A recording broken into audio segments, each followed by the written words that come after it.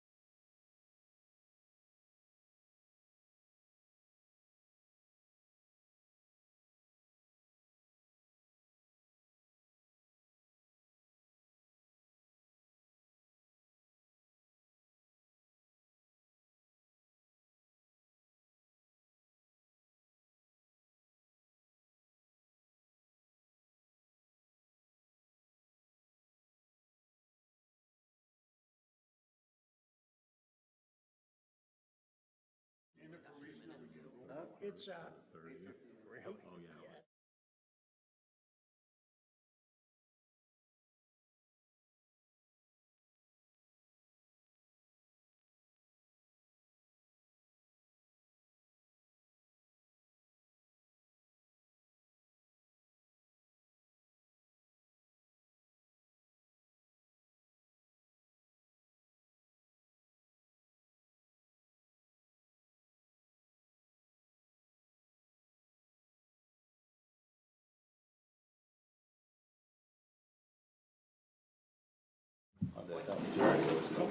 Oh, next week. Frank's the one all the way to the end being Oklahoma.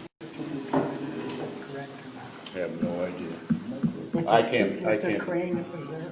Still have a I just mail recommend. from Okay. my Well, pocket. Well, See, I just I don't thought think. maybe- It's like, here's the money. Oh, never mind. Is that Good. that's not a possible trick? No, it's not. Hey, must be time.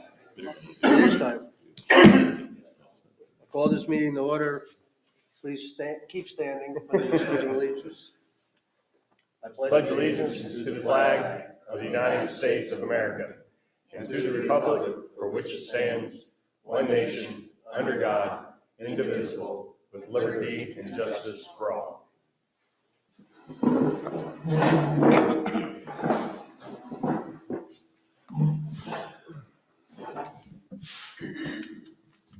Good morning. The next regular meeting of the Board of Supervisors will take place Friday, September the 9th, 2022, at 9 a.m. at the Community Center, 3500 Edgewater Drive, Sebring, Florida, 33872.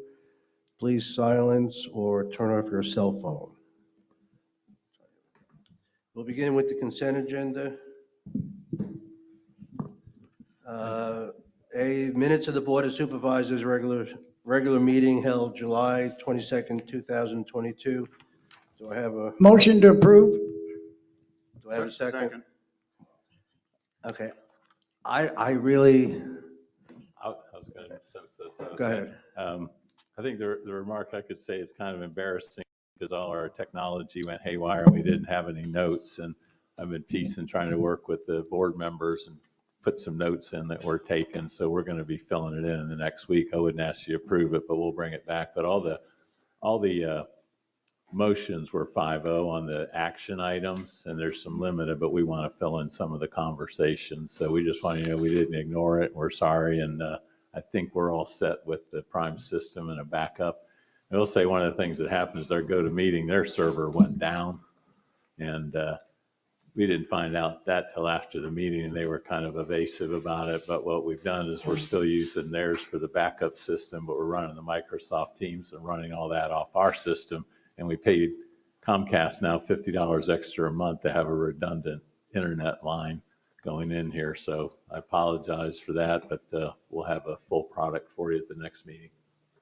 So based on what we have today, I would like for somebody to make a motion to wait until the next meeting. I make a motion to table minutes of July 22nd until the next meeting. Second. Any comments from the board? Any comments from the public? We have a vote, please. Supervisor Phillips? Yes. Supervisor Hurlick? Yes. Supervisor Gilpin? Yes. Supervisor Hurley? Yes. Twice. Herrick? Supervisor Herrick? Yes. And President Brooks? Yes. Thank you. Okay, B, minutes of the Board of Supervisors regular meeting held August the 5th, 2022. Do I have a motion? Move to approve. Second. Any comments on those notes? I will tell you, just in general, that's the best set of notes I've seen in a long time. So I'm not sure who did it, but I'd like to keep them doing it.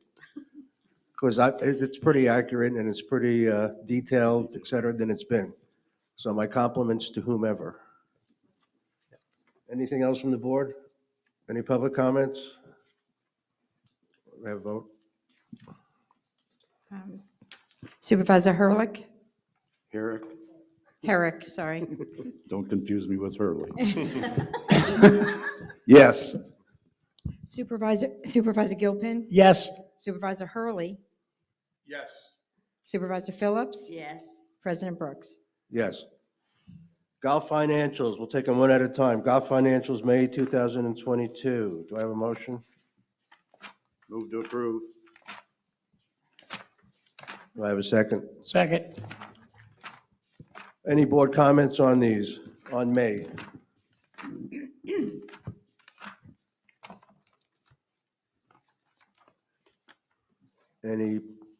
No board comments? Any public comments on May? Do you want to say anything, Michael, about May? I don't have any comments. Okay, let's vote on May. Supervisor Gilpin? Yes. Supervisor Hurley, Yes. Supervisor Phillips, Yes. Supervisor Herrick, Yes. President Brooks. Yes. Okay, let's go to June 2022. Do I have a motion for that? Move to approve. Second. Any board comments on June's numbers? I do have a question. Yes. Would you explain to me again, I'm still stuck on this average rate deal? Sure. Because when I looked at it this time, I know you see the changes were made, but now it says for the month of date, the average rate was $22.92, which seems low, but what exactly is that number? Okay, so the average rate line, so that is, if you take our green fee revenue and divide it by public rounds, which is regular public rounds plus tournaments, and that is the average green fee rate. So isn't $22 low? It is, I mean, it's the lowest at the point of the year, but is it low for June? No, it's not. You got to remember, we have all sorts of different rates that go in there. That's not our prime time rate for sure, but when you start adding Twilight and you add League, our League goes in there. League's a 9-hole rate, so that does drag it down a little bit. But as you notice that it's $2 higher than prior year. But you budgeted 32. If you're looking at June, the budget of $19.08. 19. Oh, all right, never mind. One too far over. It just seems low to me. Well, then, if that one's low, the next line is really confusing because APR Mhm. for the month is $61.26. So that's total revenue. That's total revenue for the whole club divided by total rounds. For the whole, including the restaurant? Correct. Oh, well, that, So if you just take that total revenue line of 244, divide it by total rounds of the 3,954, that's what that rate is. Total revenue divided by total rounds. but why would I mean, what good is this number? It's not really relating to golf, it's relating to the whole complex. Right. And it's a little bit, it may be a little bit different for us, but in the general golf world that you would do that because you want to know every time somebody walks through the door, what's that worth? Obviously we have revenue that comes into the restaurant that doesn't necessarily correlate to golf. They're coming in to eat, but in the general world, that's a very common KPI. Yes, it is, because Right. a lot of golfers get food on the. Correct. Food, beverage, and that's kind of standard procedure. Right. Yeah, but this includes everything. It's just, Yes. When a person walks in includes your people who club, walk into the when a person restaurant. in Right. the club walks in your club, how much does the average person spend? Right. That's what that says. And that's, yes. It's a So good number. for every I round. mean, I have yeah. a problem with it, but if you guys are okay with it, that's fine. So so that number, the APR, that's your average dollar spend per round.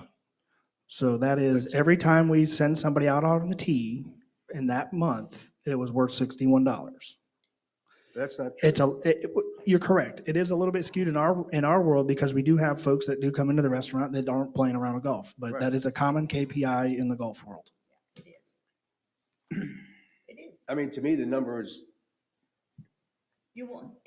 What it's telling you is when a person walks on property and walks comes inside the circle, how much are they worth?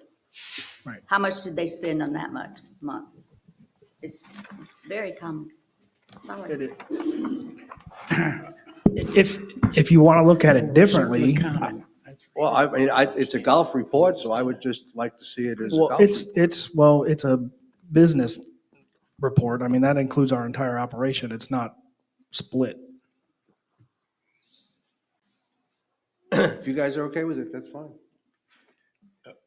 Well, it was I just don't see what the number Well, achieves. obviously the idea of KPIs is to try to help you understand where things are coming from and things like that. So if you want to look at it differently to understand exactly, I mean, I could come up with other KPIs to add to it. I mean, that's just what we've always had in there. Obviously, we adjusted it a couple months ago. I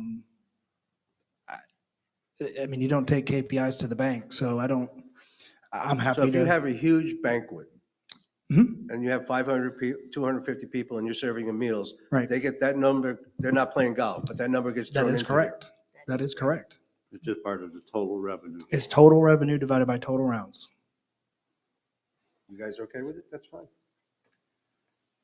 Well, it's immaterial how they do it. I mean, we're looking at the bottom line. I mean, Correct. it's just something that it makes no difference to me. It's not the bottom line. They could say $80 a person, but, Yeah. it's, Well, if they're going to make a report, you might as well make it worthwhile. That's my point. All right, obviously, it's just me that it bothers the most, so that's fine. Any other comments on it? Any public comments on the June financials? I mean, I'll just note, and I've told you this, so just one parting remark, that you guys are running real well, and in the last 3 months worth of reporting, you've missed it by 60 some odd $1,000. Right. Coming And into. what was looking like it was going to be a phenomenal year is now, we're not so sure. It's definitely slowing down for sure. Yep. And well, to be honest with you, it's not on the revenue side. It's definitely on the expense side.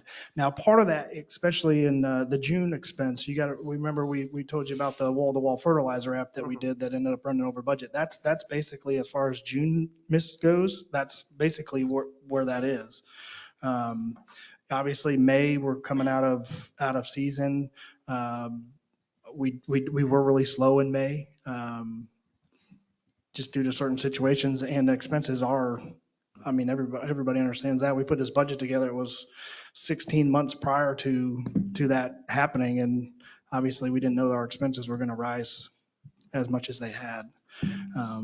So that is a contributing factor too. It's mostly on the expense side because the revenues are pretty decent. Okay. Any public comments on this? We have a vote, please. Thank you, Mike.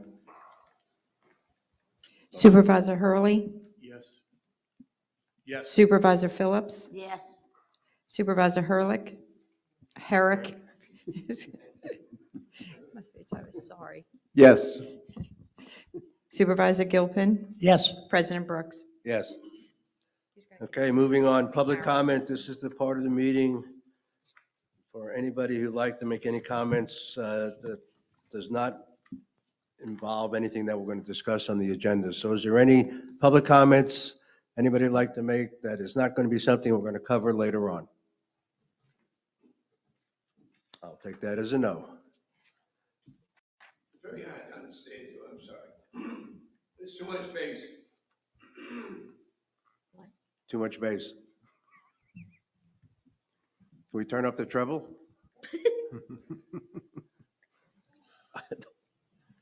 We know that there's Chris is working on a solution for the mics. We spoke about it yesterday. Do you want to update what you're thinking? Well, we're looking at the entire system, but looking at two types of microphones that'll work better, that nobody has to swallow to make them work. And also maybe some just dedicated speakers instead of the room and getting the reverb. So we're making some updates to this system, and by the next meeting, we'll have some other updates. We're trying to help you out so you can hear. Do you have I didn't bring it. Oh, okay. Thank you very much. That's good. I had the same problem. We'll order another set of those also. There's a public comment on something coming up? Or- No, on something that is not coming up. Anything that's not on the Anything that's not agenda. on the agenda that you'd like to bring up, now is the time to do it. If it's on the agenda, let's wait till we get there. Bill Norcross, resident. I understand that it's a $100,000 amount of money that's going to go towards the road system I don't know over anything in about it. Shoemaker. And we got something from the county, from what I understand. And I appreciate any work done by the county like that. We could use every grant money we could possibly get or gift. Well, thank you very much. Thank you. Well, next up, is there any other comments?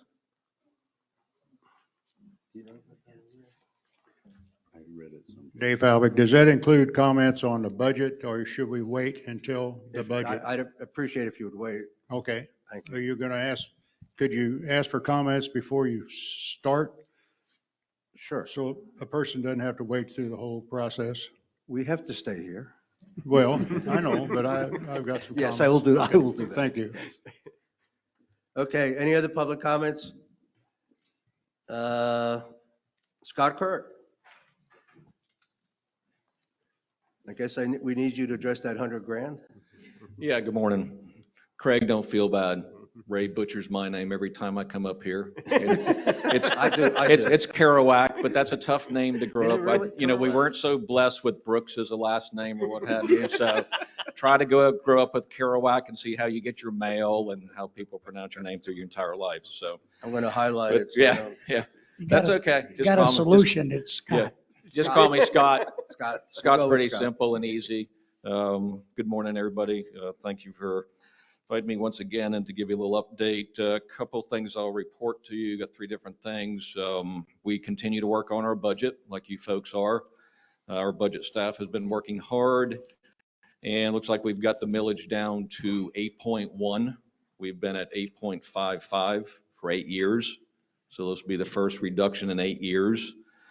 For those that have homestead or homesteading their property, protected by the 3% valuation cap, the millage reduction was about a 5.5% reduction. So they will see a little reduction in their taxes. If you homestead your property, you're going to see a little reduction in your general revenue type of taxes from the county this go around. Our our solid waste assessment, we'd have to raise that $6.30 per year, about 50 cents a month. That's going to generate about $250,000 more for the solid waste fund. That is an enterprise fund, so those funds can only be used for solid waste. And we are currently undergoing a expansion of the landfill for the second cell. It's going to be about a $14 million expansion to create the second cell for the landfill. And we've been putting money in reserve for that for many years now. So we're going to get started on that. There's been, I think, maybe some of y'all have maybe seen the newspaper or social media that we did change some of the speed limits on Panther Parkway, which was 45 pretty much up and down there. So any of y'all that drive the parkway, that can be a little bit, be honest with you, there's not a whole lot of speed enforcement there because of how much of an open road it is. But we were able to change the speed limit to 55 on some sections of that road. There's been some comments from the public. Why didn't we just change it all the way through? Well, it has to do with how the road was engineered, elevation changes, curves in the road, and the way that roads are engineered and FDOT grants and what have you dictates what speed limit on those sections of the road. So we couldn't change the speed limit on certain sections of the parkway. We would have liked to, but it'd create a liable situation for the county if there was accidents or what have you. In our meeting on Tuesday, I was successful in starting a capital finance project for the Schumacher Road paving project that we're talking about. To get in this year's budget, that we're going to put $100,000 in that fund for this upcoming project. And I'll continue to work on that, on other funding, like I'd stated earlier. I'm going to be meeting and talking with landowners on Schumacher, because once again, I want to remind you folks is that the current policy, county commission policy, is a 50%, 50-50 split between the county and the landowners on that road. And we've all talked about that. So what I just want to tell you is that, I have brought it to the other commissioners' attention on some land sales out here and what have you, and being the largest community in Sun and Lakes. If you listen to the meeting on Tuesday, I explained to them the concerns on the traffic on Sun and Lake Boulevard, your main entrance coming into your community. And that is the county road. That is the county road. We maintain Sun and Lake Boulevard. The other roads are maintained by your district. So with the amount of development and the traffic increases on Sun and Lakes Boulevard, that's why we're all here, and we've been talking together between you folks and myself about the need for another entrance coming into Sun and Lakes, a south entrance, okay? expressed before that there certainly are concerns on the traffic load coming onto Schumacher Road down by 27 and Schumacher Road. Anybody that uses that intersection when it gets busy, travel times, the side entrance to Walmart, the frontage road that goes behind the bank there and Walgreens and what have you, it can get pretty jammed up in there. So, that is something that certainly engineering and staff is going to be looking at also. So I did not want to continue to work on this paving project and start putting funding together from potential property owners out there, because there's other property owners other than Sun and Lakes that are on Schumacher Road, which if paving that road is going to raise the values of their property. There's a church down that road. I can imagine when it's a rainy day and you're going to church and what have you, your car is getting pretty nasty going down there. So I'm going to talk to everybody involved and see what kind of funding, if any, that we can get from the landowners along that road. But certainly that if any change is going to be made to the current policy of the 50-50 split, it will take a majority of the commission to decide that. Okay, so that will take at least 3 of us to vote in favor of that. I am one. Okay, I will keep you updated on that as it progresses forward. I've continually talked to staff about whether paving down just to where Cortez would come out, and I explained to them that you folks have committed to paying for the Cortez extension out to Schumacher. That's your responsibility and that you've agreed that that's your responsibility. Okay. But that still leaves the other half, if we just pave down to Blueberry, that wouldn't be paved. That creates a couple scenarios from the county. A lot of times when we go to pave a road, a shell road or what have you, we also look at, if we don't pave the entire thing, we still have the responsibility to go out there and grade with a grader the unpaved portion of that road.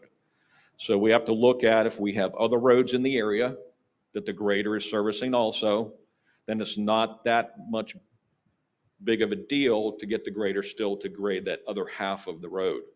But if you're bringing a grader from the north end or the south end of town down here to grade just half of a road, we look at whether that makes the most sense moving forward is to pave only down to Cortez. Another concern is that if we pave all the way down to Blueberry, that some sort of cul-de-sac we would have to create down at the end of Blueberry for a turnaround, and big enough for big trucks. A lot of people that drive semis or big trucks, when they transition off of pavement onto shell, most of them that are good drivers, a little red flag goes up and says, okay, if I'm driving a semi and I get off on this shell road and I get all the way down, a half a mile down the road, and I find out that I'm lost, how do I get back out? Well, I can tell you how you get back out. You back up very, very slowly in a semi, which is difficult to do in long stretches. So we have to look at that when we redesign the road. It's mentioned before, the road has to be shifted to the north. Utilities have to be relocated. If we pave down to just Cortez, the estimate right now is about $250,000. If we pave all the way down to Blueberry and create the cul-de-sac, we're looking at about a $500,000 project to do that. So we're continually talking about that back and forth. But I felt that it was in our best interest as a county and for you folks out here at Sun and Lakes that I at least try to get some funding started for the county end. Okay, because if I wait to the tail end of negotiating with everybody else and try to see what other funding then come, I don't want to come to the commission next year or in 24 when this starts that now the county doesn't have budgeted funding to cover at least 50%, if not more. So I said, let's show our commitment to the other commissioners that we're committed to this project, and let me continue to work on it and work on funding sources for that. I'm going to have staff look at any kind of grant opportunities for rural roads or what have you that we may be able to access. So I just want to let you know that I'm continually working on that. But I do want to make it clear what the current policy is, and that's that 50-50 split. And it may, as we progress in this, and I will keep you guys updated as I come to the meetings, that how that then works is each of you as supervisors need to make contact with the other commissioners and advocate for your position. And you would do that individually with each one of them. because we can't discuss any of this. I can't call up my fellow commissioners and say, hey, work with me here. The people of Sun and Lakes, the largest residential community in the county, okay, work with me to help me get this road paved. That's against the law. I cannot do that. I can be removed from office. That's a violation of sunshine law, okay? You guys are bound by sunshine law. You know how it works. So as this progresses forward, I will keep you updated, and it may require some efforts on your part to advocate to each of the other commissioners, because basically what you need is 3, okay? You have 1, but unless you get 2 more, I have no authority and I have no power with this, okay? And I want you folks to understand and the community to understand that certainly I'm trying everything I can do. You know, it was a heavy lift on the $561,000 worth of ARPA funding that I brought, but I didn't give up, and I felt that I could get it done, and I got it done, okay? I will continue to work on the paving of Schumacher Road, and there's other landowners out there. And even if I can't come up with 50%, if I can come up with something to show some goodwill from the other landowners, because it raises your property values. All of a sudden, if you have a property on a dirt road and now it is a paved and improved county maintained road, it's going to add to your property value. Those lots that are along Schumacher Road, okay, that opens up a world of possibility for somebody now coming in wanting to build a home on one of those lots that are along there simply because it's a paved road. Who wants to buy a $300,000 house plus on a shell road that every time it rains, you've got a mess? So, you know, there's a lot of arguments that can be made on the advantages of paving a road. So I will continue to work on that. And if anybody has any other questions county-wise, I'd be glad to address them. Scott, I just wanted to tell you, for me personally, if we go to Cortez, we own 1 lot to Cortez, and that's the one we're going to put the road on. Correct, yes. But I can tell you for 7 years, when we first started working on this, Yeah. that I have no problem with, if you go to Blueberry, we have 7 more lots. Great. And if that, I would have no problem putting into that myself Okay. personally, but Mhm. my problem was when we brought it up, they said, since you brought it up, you have to pay the 50%. And that's not, I will, it might pass, but I will never agree to that. And I agree. I mean, you have 1 lot down to Cortez. Right. And that's the one that's, So, we're going to put but this, exactly. So it's not going to be a buildable lot. right. So yeah. just so you know, I mean, I'm in Absolutely. support of this, and Understand. I can't Yeah. talk to my Yeah. fellow supervisors You know, either. even but- some of the other landowners, the church, and certainly I believe in churches and, you know, it's a community, and they raise money for their congregation to keep their church going and what have you.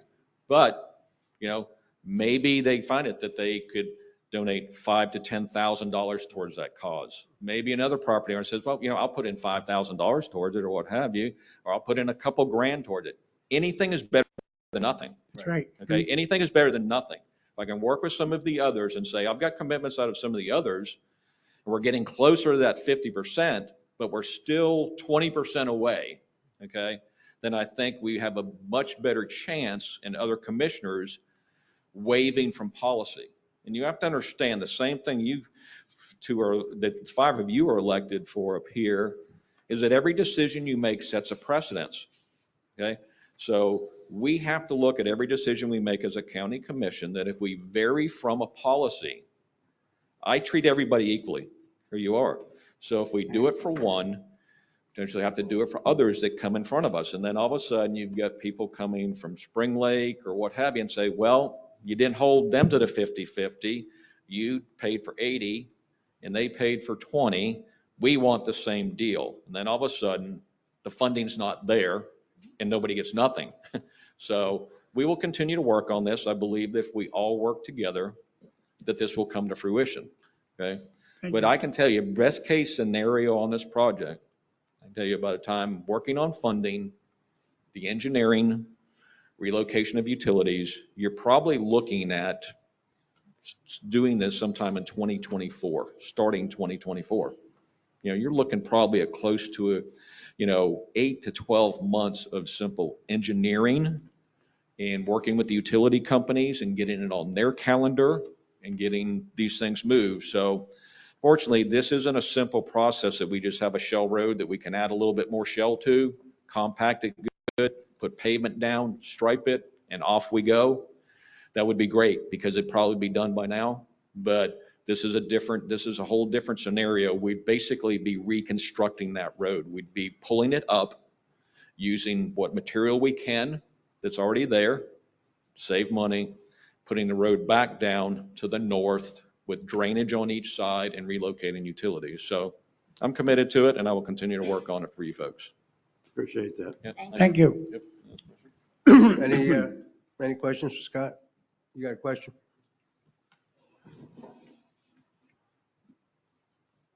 Dave Halleck. I agree with Mike that any property we have along that road, we need to pay for it. Any other property, I disagree. You mentioned Spring Lake. Doesn't the county do all the Spring Lakes roads? The county's got the responsibility of doing all the Spring Lakes roads, but not. And I would suggest when you talk to the county commissioners individually, that you remind them that Sun and Lake does their own road maintenance. It saves this county hundreds of thousands of dollars every year. And I know that Schumacher is going to be a benefit to the district in the overall, but I don't think the residents of this district would have much of a stomach for paying any more than what they owe on paving Schumacher Road. Thank you. Thank you. And just to answer Mr. Halbig's question, there are roads out in Spring Lake that the county has adopted, and they do maintenance on those roads out there. How this all came together years and years ago, we know was a whole different process. I've spoke with the Board of Supervisors before, and if this board ever chooses to take action on what it would look like for the county to take over the maintenance on this road, then I will have county staff here to do a presentation upon your instruction, okay? But we're certainly prepared to do that, what that would look like if the county was going to adopt all the maintenance on the roads out here. Then I would have staff from engineering and road and bridge. They would come and do a detailed presentation of what that would look like, okay? So just wanted to touch on that. Thank you. Thank you. Thank you. Thank you all. Take care. Thanks, Scott. Thank you, Scott. What's that last name again? Torrap? I'll get it. All right. Okay, action agenda. ARPA sub-recipient agreement for grant funds. Do I have a motion? So move. Second? Second. Chris? I did want to add, of course, we've discussed this many times. The total amount's $561,000. It's really water quality and process improvement and reliability projects for the entire utility system. Clock will start ticking once we sign these, and we have till December 2023 to execute these projects. We already have vendors coming in making proposals, and it will make a big improvement to the system across the board. And also make the operations a lot easier and a lot more efficient with some of the instrumentation we're installing. We're putting a little generator on the backup valve that feeds water if our water goes off, so we don't have to worry about the hospital or getting a call on our phone and having to get in a truck and drive over there to activate the valve. So they're all good projects, and we appreciate the help from the county. And it's going to be a lot of work, but a lot of good work. Any questions from the board? Go ahead. I was going to make a motion that we approve the staff recommendation. I just got a quick question. Are you comfortable that we can get it all done by that December 31st date? Yes, sir. Yes, sir, I am. We've got a running start with it already and done some preliminary plans for it. And some of these projects we put in before, like our backup Thompson pumps. We have a couple of those. We know the layout that we need. We've already gotten the pricing from the vendor for those pumps. So we've done a lot of work already. So we're going to hit the ground running. Okay, have you decided, are you going to bid them out by project, or are you going to just bid them out by vendor? Well, we'll probably, with most of these projects, we'll purchase the equipment ourselves, and we'll hire vendors to do the installation or help with slabs, electricians to help with the hookup, that type of thing. So we won't have to bid them out, we'll do them individually. Okay, so we can expect, just so everybody's aware, we can expect to have to put out cash to buy the equipment or what have you, knowing that we'll get reimbursed later on. Right, and you can submit the reimbursements to them every 30 days. Oh, every 30 days? Okay. Yes, sir. And the subrecipient agreement is just required by the federal government. It's a pass-through to the county, and they require that agreement for the county to have with us. And these agreements aren't any different from anyone that received this funding in the county. It's the standard. Any questions, any other questions from the board? Any questions from the public? Okay, I guess we vote. Supervisor Herrick. Herrick. Herrick. Yes. Supervisor Gilpin. Yes. Supervisor Hurley. Yes. Supervisor Phillips. Yes. President Brooks. Yes. Okay, 2023 meeting calendar. Chris, Motion. since you did it, it's yours. Need a motion. Move to approve. Yeah, we need a motion. Excuse me, motion. Do I have a second? Second. Chris? Yes, and this is the calendar we've been discussing at the past few meetings, and we're going to every 3 weeks on a Monday change. And you see the calendar in front of you, and doesn't interfere with any golf tournaments and hopefully with anybody's schedules. So we'll take this if approved today, and it'll be published in the newspaper as required. And during the year, if something comes up, as long as you provide proper notice, a date can be changed or a meeting can be added. So we'll publish this, but there is some flexibility in there. Any board comments? Just one. Because our fiscal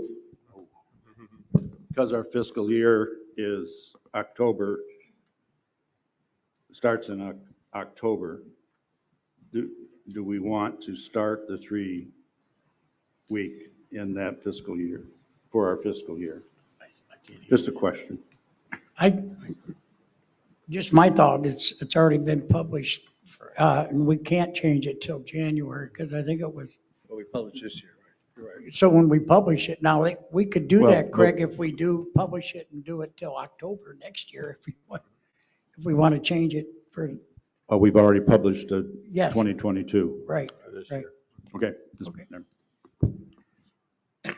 Any other board questions? Any public comments? Vote, please. Supervisor Gilpin. Yes.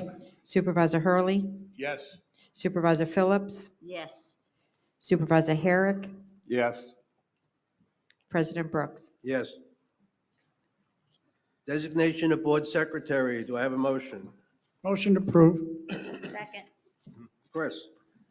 And this is just a formal designation the board needs to make. All the board members are assistant secretaries. Stephen Bloom at Infomark is designated as a board secretary, and it's just the board given authorization for staff to sign papers, meeting minutes, anything that comes across their desk. Any board comments? Any public comments? Any comments from Carl? No, I'm good. You're good Okay. with this? Okay, just wanted to make sure. Okay, can we have a vote, please? Supervisor Hurley. Yes. Supervisor Phillips. Yes. Supervisor Herrick. Yes. Supervisor Gilpin. Yes. President Brooks. Yes. 2 in a row. It's her. Add-on items? None. Petitions and communications? None. Staff reports? I guess we'll start with general counsel. Okay, Mr. Rhodes is back from vacation. I haven't had a chance to meet with him. I'm meeting with him next week. I did get an email that he's still in the process of searching for an expert witness for the Avanti suit. He's also, I've discussed in the past, he's been in communications with opposing counsel, not the specific opposing counsel, but another attorney from the firm, as far as potential settlement. So if we get to a point where we have we've negotiated a settlement discussion, we'll all get with Chris and we'll schedule a shade meeting. But he's still in discussion on that. The Auckland suit, which involves the Fifth Third bond issue. There was a hearing on the 17th. The judge took it under advisement, but we expect to have a ruling on that probably by the end of the month, hopefully. Code enforcement, I met with the Bobs last week, and we talked about the issues that we've been having with garbage being placed in the right of way. Our code enforcement policies allow us, we have two different methods. We have notices and we have citations. Citations require personal observation of a person that's committing a violation. And it also involves, if code violations that are occurring on someone else's, property that's owned by a property owner. The district owns the right of way. So when stuff starts getting put in the right of way, it doesn't technically trigger our code enforcement policies. So what I am in the process of doing is drafting a new policy for the board to adopt about how dumping that occurs in the district's right of way will be handled. But up until that time, what my recommendation after talking with the Bobs is that we provide, if we see somebody dumping in the right of way, that they can issue a citation, to that person. But if we find stuff that's been left in the right of way in front of a piece of property, that we just notice that property owner that, because although it's the district's right of way, we still, that property owner still has some obligations on how it's maintained. So that we send them a notice. The big issue is timing. And what we want to be able to do is not only clean up the problem, but to charge those cleaning costs to the property owner that's quote unquote caused it. So with our current policy, I think we have that ability. The issue becomes notice because, like I say, most of the issues occurs when we're dealing with rental properties. The owner is not living there. There's most likely a lease in place. And the timing, we don't want junk sitting out in the right of way for weeks, and usually there's at least a 10-day notice requirement unless we've got some sort of emergent condition. Well, when we're dealing with junk, that's a health issue. It can be a health issue. And so my recommendation to the board is that we direct the code enforcement department to issue and a lot of it's going to be timing, because if people are putting stuff out in the right of way expecting it to be picked up during bulk pickup, we can't say, okay, well, you've got 24 hours to clean that up.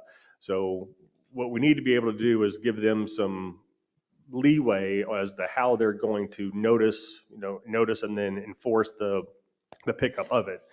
So what my recommendation would be is that we direct the code enforcement department to issue notices on any garbage that's still in the right of way, past, let's say, Friday. Because we know for a fact that if most of our pickups are going to occur on, I think it's Thursday. So if it's still sitting there, if it's still there on Saturday, it's not getting picked up. And we need to give them notice that they've got, I would say 48 hours is reasonable notice to get it cleaned up. But if they don't clean it up within that time period, that they clean it up and we issue, after issuing the notice to get it cleaned up, that we then charge them for the cleanup and dumping of that material. Our special magistrate has also been on vacation. I'm scheduled to meet with him on the 31st about how much authority we have to do that with our currently drafted ordinances. So until that time, I think that we have a decent position, an arguable position to direct code enforcement to take those steps. I'm also going to get with Chris that when we send out the goal is going to be to have the policy change completed before we send out our billing, our annual assessment notices, so that we can include in that assessment notice, here's our new policy regarding dumping in the district's right of way or in any district property, how we're going to handle those dumping issues, because I'm sure there's still, dumping that occurs in different areas of the district. So I don't know that I specifically need any action today from the board, but if we could get some sort of consensus that the code enforcement officers can issue notices to property owners that have, where there's been dumping that occurs in the district right of way in front of those properties. Does that make sense? You want them, Yeah, you want to wait till a couple of days after Thursday? Yeah, I would say The that if pickup it's, date. All right, so let's say they go out on a Saturday and they see what we saw on Granada. correct. Mhm. They can then issue a Notice notice, directing it to be cleaned up within 48 hours. and then And we if- would clean it up, when we clean it up, we will then, bill them for what it cost us to clean it up. correct. Wait a minute, I have a question. Mhm. Now, you're talking if they put it out on Thursday. What happens, because most of the time this is happening, it's happening on a Saturday or Sunday when they move out, when people move out. So a lot of the trash is getting out there on Saturday, Sunday, and Monday. Mhm. So how do they address that? Well, that obviously is not for dump, I mean, that would not be for the normal pickup time. So the Right. normal pickup time is Thursday. And so that's what I'm saying is if it's not out, and that, like I said, they're going to have some leeway. And also remember, these people with the notices, these people are going to get their due process. You know, if they object to the, what's being put upon them through the notice process, their option is to either pay the fine or, pay the costs at a reduced rate. That's the one thing that's, kind of up in the air, because if the district issues a fine, or, for lack of a better term, a fine, and they can, in order to avoid having to bring it before the special magistrate, they pay a 75%. And so there's going to be a cost to the district if we go this route. We're going to take stuff out. We're going to have to pay our staff to clean it up. We're going to have to pay the disposal charges. And we then turn around and give that number to the property owner. If the property owner says, okay, I'm not going to dispute it, they only pay 75%. So we're still going to get, potentially stuck with 25% of it. But that's better than zero, which is what we've been getting. Right. So I think what Mike is saying is that these people don't necessarily pay attention to when the trash is being picked up. They may put it out on a Monday. They don't really care what day they put it out. They just put it out. So what happens in that case? well, we can still, like I say, we still issue the notice. And let's say they put it out on Monday.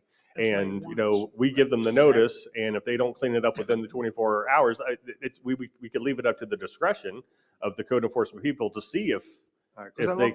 Quite frankly, a lot of the times we're told by people calling in and saying there's a trash problem across the street or down the block or what have you. That's how we find out about a lot of these things. Yeah, and I mean, and they can go by and see, like, say, the issue in Granada, that was obvious that was not going, nothing, even if it was put it out on a Wednesday evening, all of that was not going to get picked up on Thursday.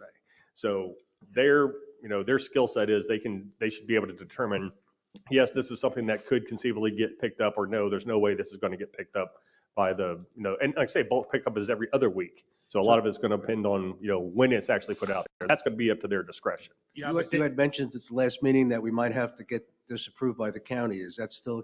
Well, no, yeah, and that's because like I say, we're dealing with the change of the 5 popular seats, that proposal. So my goal is to, make all of those revisions, because the county doesn't like us to come to them, oh, we want this changed. And then the next month we want this changed. The next, we are trying to get all of our changes done at once. But I'm saying with the way this stuff is currently drafted, I still think we have this ability.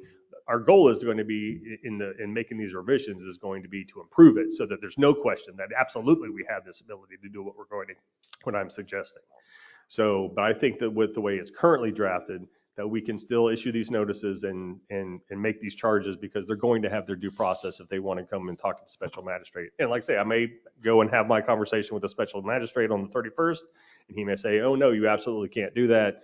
Give me reasons why, and then we'll just have to go through the process of getting the ordinances changed. But between now and then, my recommendation is that the board, through consensus, can tell the code enforcement department to start issuing notices and cleaning up, with the intent on passing those charges along to the property owner. So when can we start finding them, Dave? Now, that's to say, if Okay. you guys, So Saturday morning.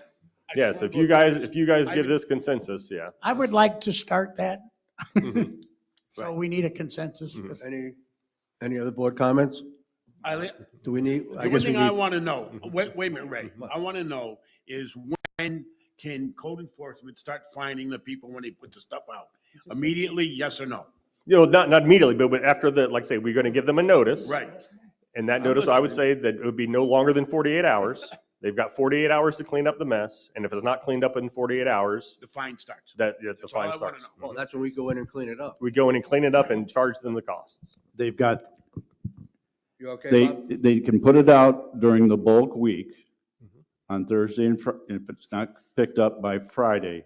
On Saturday, we can issue the, Correct. if it's out any other day besides Thursday or Friday, we can start the process right then. Correct. Right, Mhm. good, okay. And Bob, you're okay? Yes. Any other board comments? Any public comments on this? So is this a formal vote or just a No, consensus? that's to say, I mean, it sounds to me like that's because we're not making any changes. This is we're still dealing with our current policy. I just wanted Bob to have the direction from the board that that's how we're going to start handling it until we get the changes made. Okay. Anybody object to doing this? I agree. Nope, Okay, I agree. All right. thank you. Uh, What else you got? Other than that, let's say I think the plan is for us to bring a formal contract for Chris back at the next board meeting. There's going to be I think there's some potential changes that are going to occur. And so I don't think that there's anything else while the board agreed to extend the contract, because there's going to be changes, we're going to have to bring that to the board at the next meeting for That's fine. formal approval. Well, he'll put it on the agenda, Mhm. okay? I have one question for you. I had asked at the last meeting about the district being able to contribute to a nonprofit organization. Did you have an opportunity to check that out? I've done some basic research, and I would not recommend it at this time based on the limited research that I've done. I'm still doing some other research, and I'm going to talk with some other attorneys. So you're still working on it? Still working on it, but Okay. based on my current knowledge, I would say not at this time. Well, check it out, let us know. Okay, good, thank you. Would you like me to do a formal memo or just Well, Yes. we all know what this Yes. pertains to, I don't Yeah. know. a formal memo? Okay. Yes. Was that a yes? Yes. Yes. You got anything else, David? Nope, that's it. Anybody have anything for David? Where do we leave, where are we on that, our favorite house over there on Ugh, we're not. Granada? Granada? To my knowledge, they're being fined by the county, is my understanding. And at some point, the county can, How long does this go before something else happens? I guess, I mean, if you want me to reach out to county code enforcement to see what their process is, because I'm assuming that at this point, it has to be over thousands of dollars that are being, I would think. so it's probably not in their wheelhouse, because, I mean, they'll have to go through formal foreclosure is what'll have to happen before they can actually do something about it, unless they make some determination that it's a health and safety problem. Okay. I mean, somebody's cutting the lawn, it's been cut again. So somebody's maintaining something over there. Dave, if it's possible, I'd like you to ask, just because it's one of my favorite questions that I get asked. What are we doing? And I keep saying, I don't know, we're doing something. They're getting And it's, fined daily. it's still there, and I tell, they're getting fined, but that's not an answer they're looking at, Understood. okay? One other question for you. Do we have any recourse against homes or condos or apartments that had hail damage months ago and still have boarded up windows? No. Because it kind of looks like crap. Yeah, I mean, as far as boarded up windows, I don't know Wood, they that, have yeah. wood. There's no glass. It's wood. It's Mhm. like you would see in I when a can take hurricane's coming. I can take a closer look at our code enforcement policy. I don't know that would be, most of our code enforcement stuff has to do with health, safety, and maintenance. But I'll take a look and see if there's, like I say, if we're going to be going to the county for changes here soon. So if that's something that we want to address, just as far as, for quote unquote beautification purposes or for, general aesthetics, I would assume that the condos probably have some language in their condo agreement. I don't know. I know there's a couple on Matanzas that have boarded up windows because I pass them every day. And I can tell you, two of my neighbors on Matanzas, their windows are ordered. Mm-hmm. One of them that you can't hardly see has been ordered since middle of April. Mm-hmm. I mean, it could be people who went up north and were waiting for the hurricane season to end before Correct. they fix them when they come down. I don't know. Mhm. Yeah, I mean, and like I say, I know that there's properties on Cortez. I know there's one near my residence that seems to have, window and door protection up 6 months out of the year. So, I mean, if that's something that the board doesn't want to see occurring throughout the district, we can definitely make some changes so that that's not permissible. We could say that, you can put those up, but after hurricane season ends, they have to come down within X number of days. But I don't think there's anything on our books that or in our I mean, I don't ordinances think it's particularly attractive. I don't think it does anything for the positive for the district. Mhm. So I would be in favor of coming up with something. All right, I'll take a look at what we currently have, and if we want to make that change, I can put something in there and you guys can vote on it. Yeah, but I can tell you, my two neighbors want it up more than we want it. Mhm. Yeah.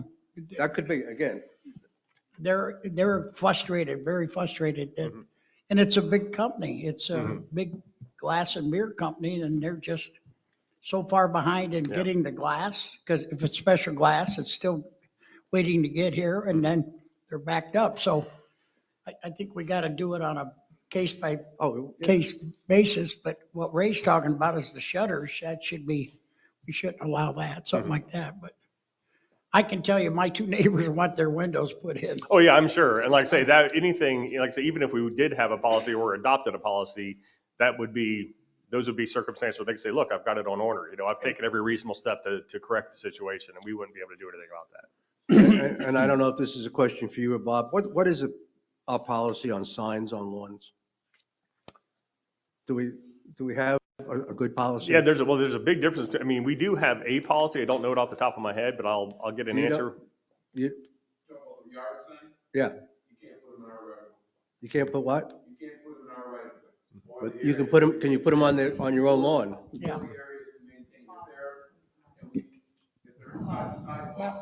Mike. Oh, I'm sorry. I probably shouldn't have done it. Ray, what signs are you talking about? Are you talking about like? I'm getting tired of seeing political signs up when the race was over in 2020. But you can't tell them they can't put stuff up in their personal yard. That's correct.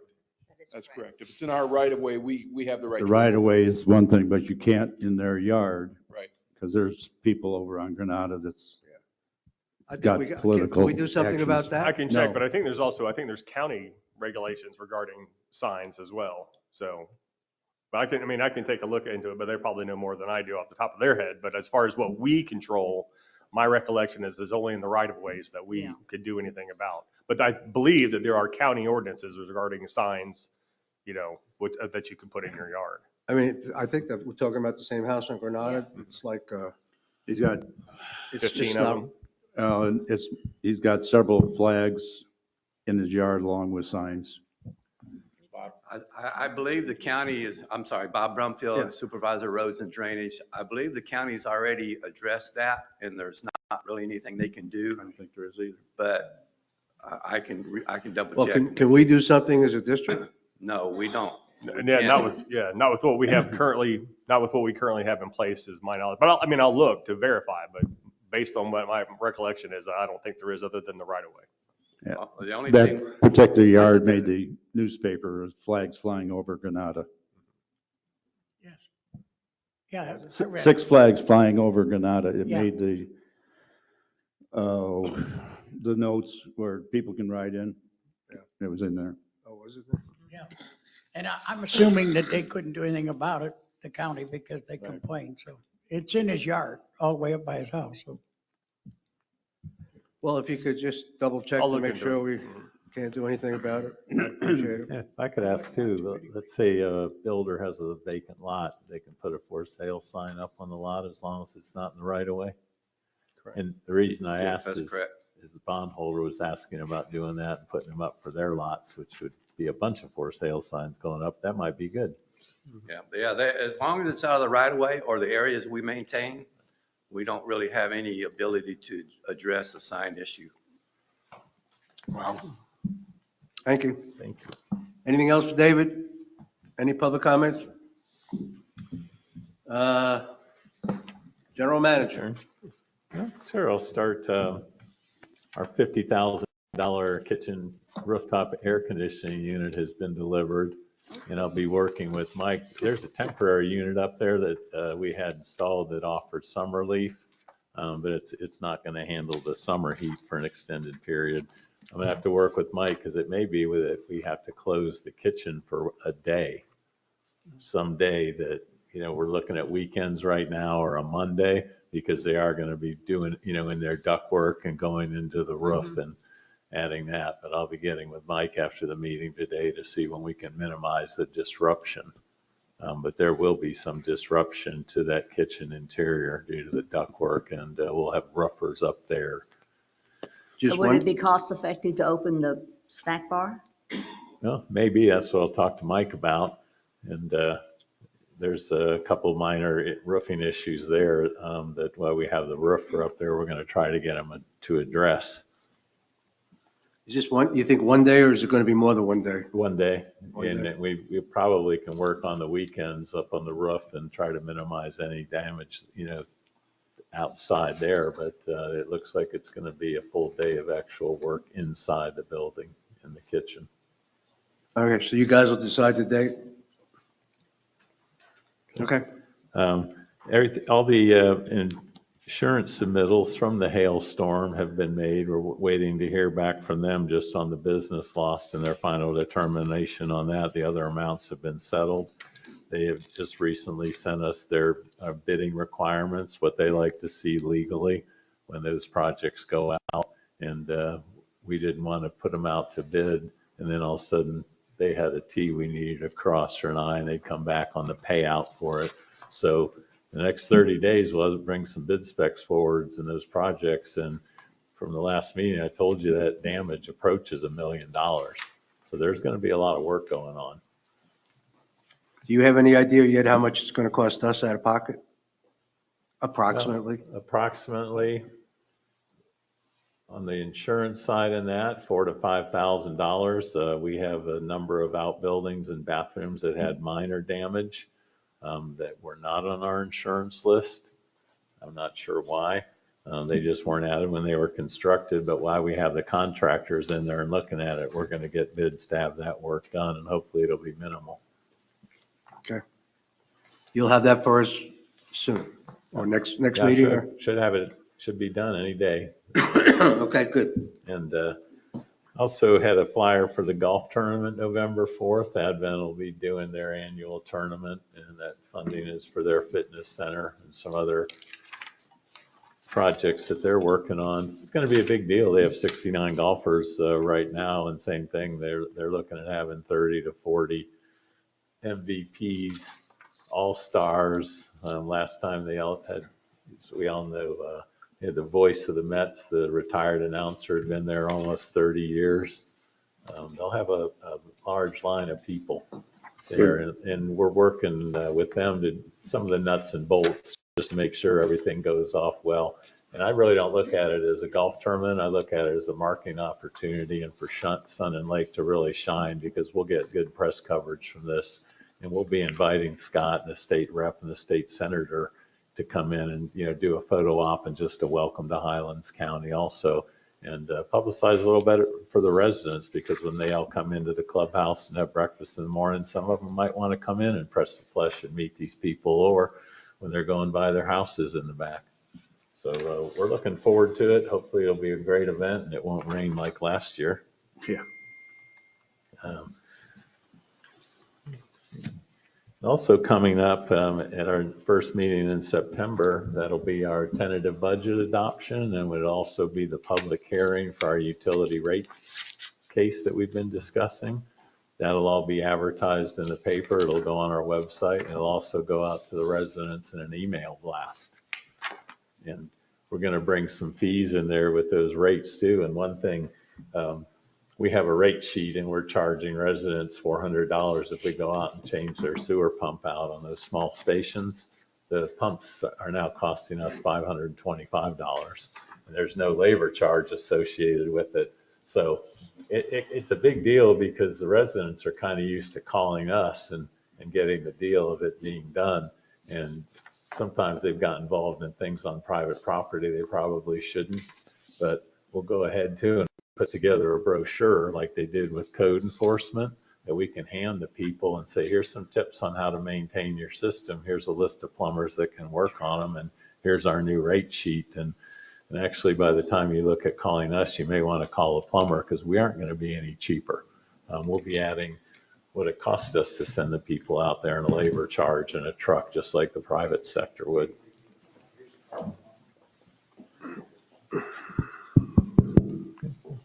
And there's also a article I put in there too. The counties asked me to join their Planning and Zoning Commission Board of Adjustment. It's a couple hours starting at 3:00 once a month. I served on this commission previously years ago. One of their longtime members retired, so they asked me if I'd take it up. It's interesting because you can see all the planning and zoning and the issues that come up with them, but also it's good to bring that information back. And it's also just working with the county staff on a regular basis, which I think can only benefit us. Also put a note up there too, got some information. There's a rural infrastructure fund, and same thing, it's federal and state dollar pass through. And for rural counties, which Highlands County is one, they have a $25 million pot, and it's for infrastructure improvements. So I'll be going to that meeting September 12th and see if we can get a slice of that pie, maybe for roads, maybe for utilities, maybe for stormwater drainage, but we're certainly going to give it a try. Excellent. And also there is a new president and CEO for Advent Health Sebring. His recent retirement, Jason Dunkel's there. And he'll be at the golf tournament and also be some other opportunities for you folks to meet him. But very accomplished professional, big background in healthcare in Florida, and just a nice guy, solid guy, and I think going to be a big addition to the community. Good. I have a few other things, but I'll also put the hat on for the utility staff report today.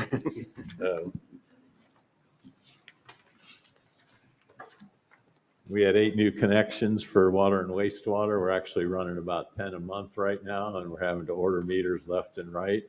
We had a number of permits that came in this last week, and a check came in to cover those for $78,000. Wow. So bringing that connection fee up is a big help on the utility side, and also, with meter equivalents brought that up. So it's kind of important. We had Alan Slater come in. Rural Water provides circuit riders, and they came in. And we recently hired Dustin Paxton as a licensed wastewater treatment plant operator. So they had to walk around of all our plants, and evaluate what we can do, changes that we could make, efficiencies we can make in processing. And it's really just to make it a better place and hopefully save some money. Good. Put in there too, we had an increase from for our chlorine chemicals, which we use for the water and the wastewater. And, when you look at the overall percentage they've had pushing 100% of materials on one side, it's going to hit us for about 19% right now. We piggyback that contract. It's about the lowest price you could get, good supplier. It's going to end up costing us $8,000, maybe $10,000 if it keeps going up. But I also put in there two things important. Mater Electric, we buy a lot of pumps from them, parts, panels, and they're going to come in and run a class for our operators on control panels, how they work, parts. And we're also going to invite all our neighboring utilities, Avron Park, Spring Lake Improvement District and Lake Placid, and we're going to hold it over at the restaurant. And they're coming in to do it. There's no additional charge for more people. So again, we're going to try to work with them, educate our staff, get some more knowledge out there. And we'll also be sending 2 of them in October to Melbourne. The class is free on the SCADA system, our operational instrumentation. It's all automated. If there's any alarms, it's basically ported to our cell phones. so we know what's going on and we don't have to wait for a call out or that type of thing. But we'll be sending 2 people over there. And again, that's just to up the knowledge base on the staff, make it more efficient. I look at it as you need more people or you need technology. And we have the SCADA system in place. So get the folks trained and familiar with it. And again, it's nice because those alarms go right to their cell phones. And there's a couple pictures in there, and there was some work done, cost $16,000 to reline the Woods and Water lift station. And basically there was a hole in the side of it that had sprung. So when the groundwater would come up, it was just like a faucet of water running in there, which isn't good for the pumps. But that was repaired. But the other picture you see shows the control panel for that station, and you see it has a nice list to it.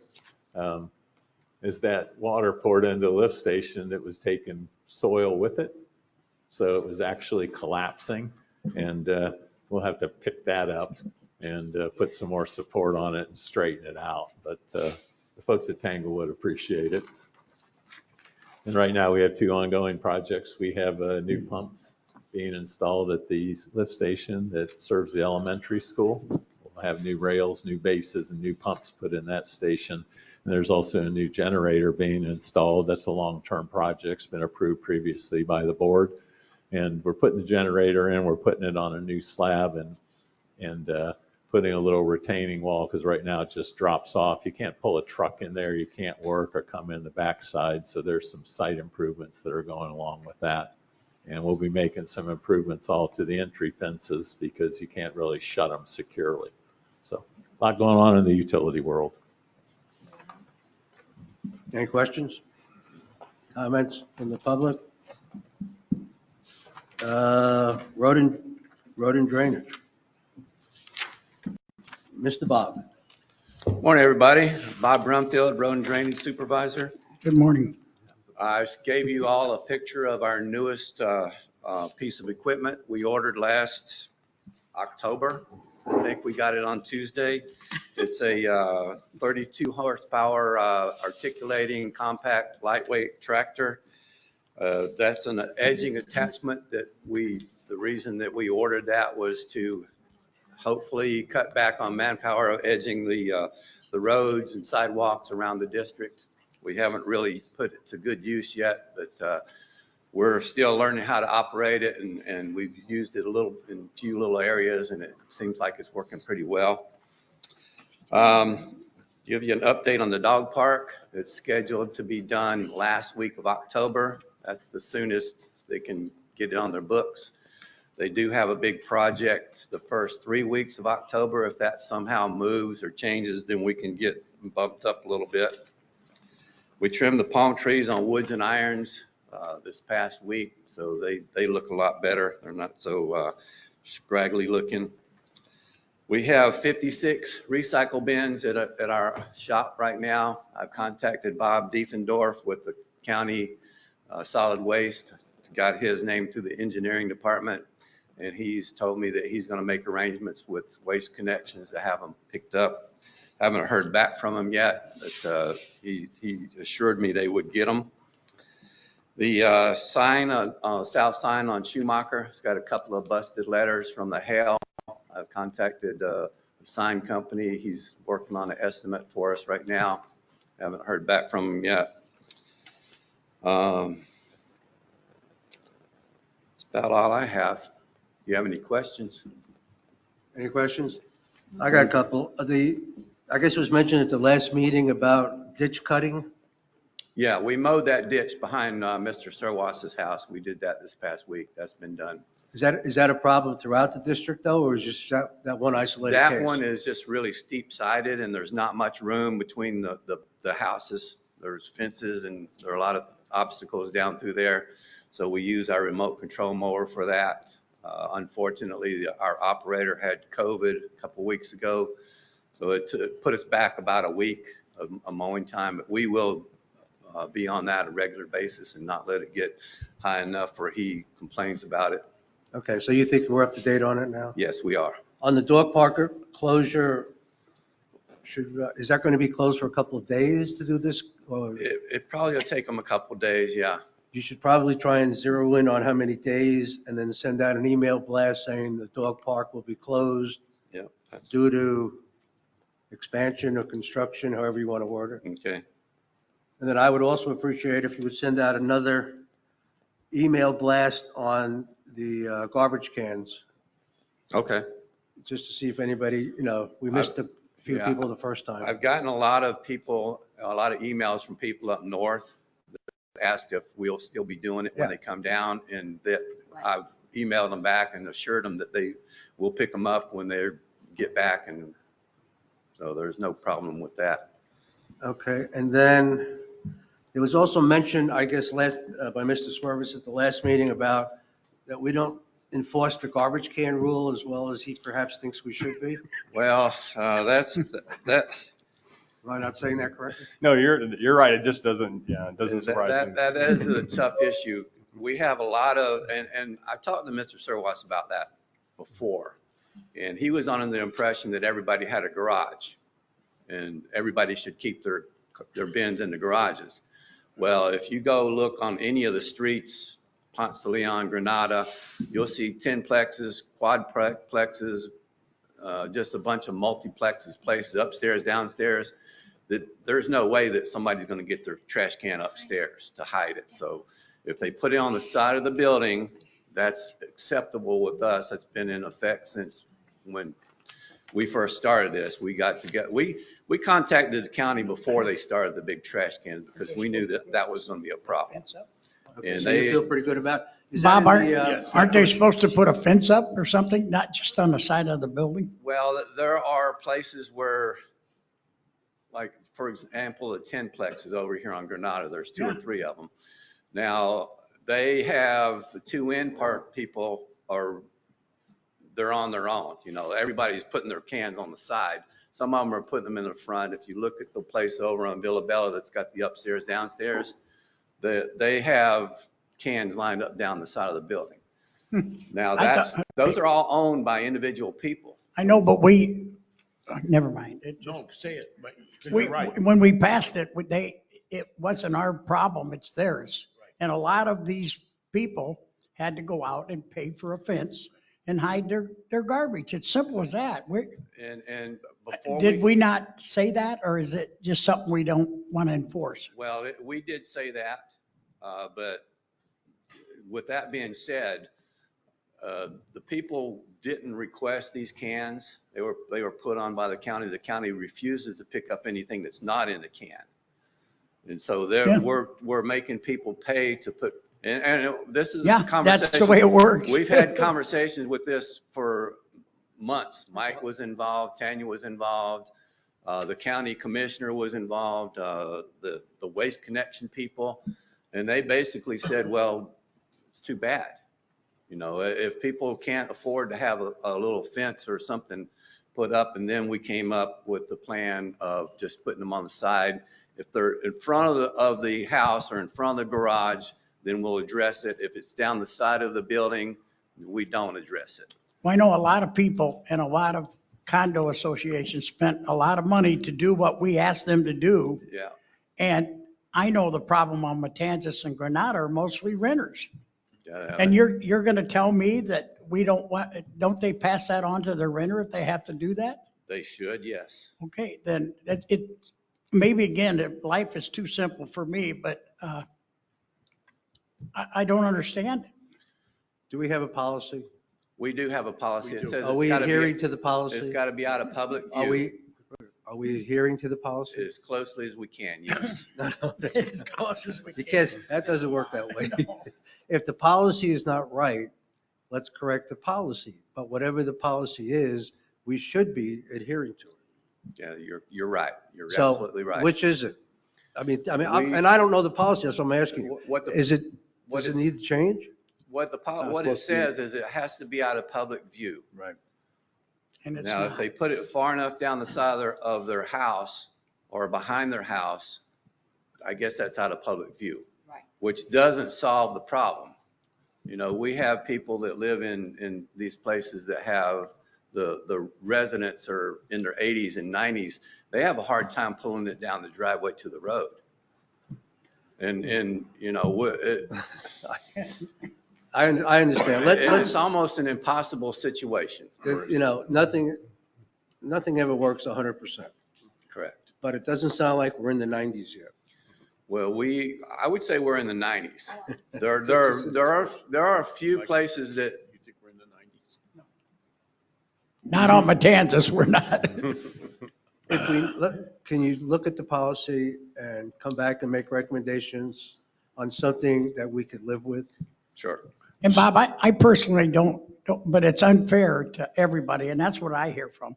A lot of people spent money to put up a fence like we asked them to do, or do it, and then the ones who, I guess, don't want to follow rules, they just do it, and they got all kind of excuses. I mean, maybe that's what Supervisor Brooks is trying to get at, but it's just not fair to the people who have spent money to do what we asked them to do, and we let everybody else skate. So David, I have a question for you. I know we're not going by the policy, and Michael's right here. People have spent a lot of money.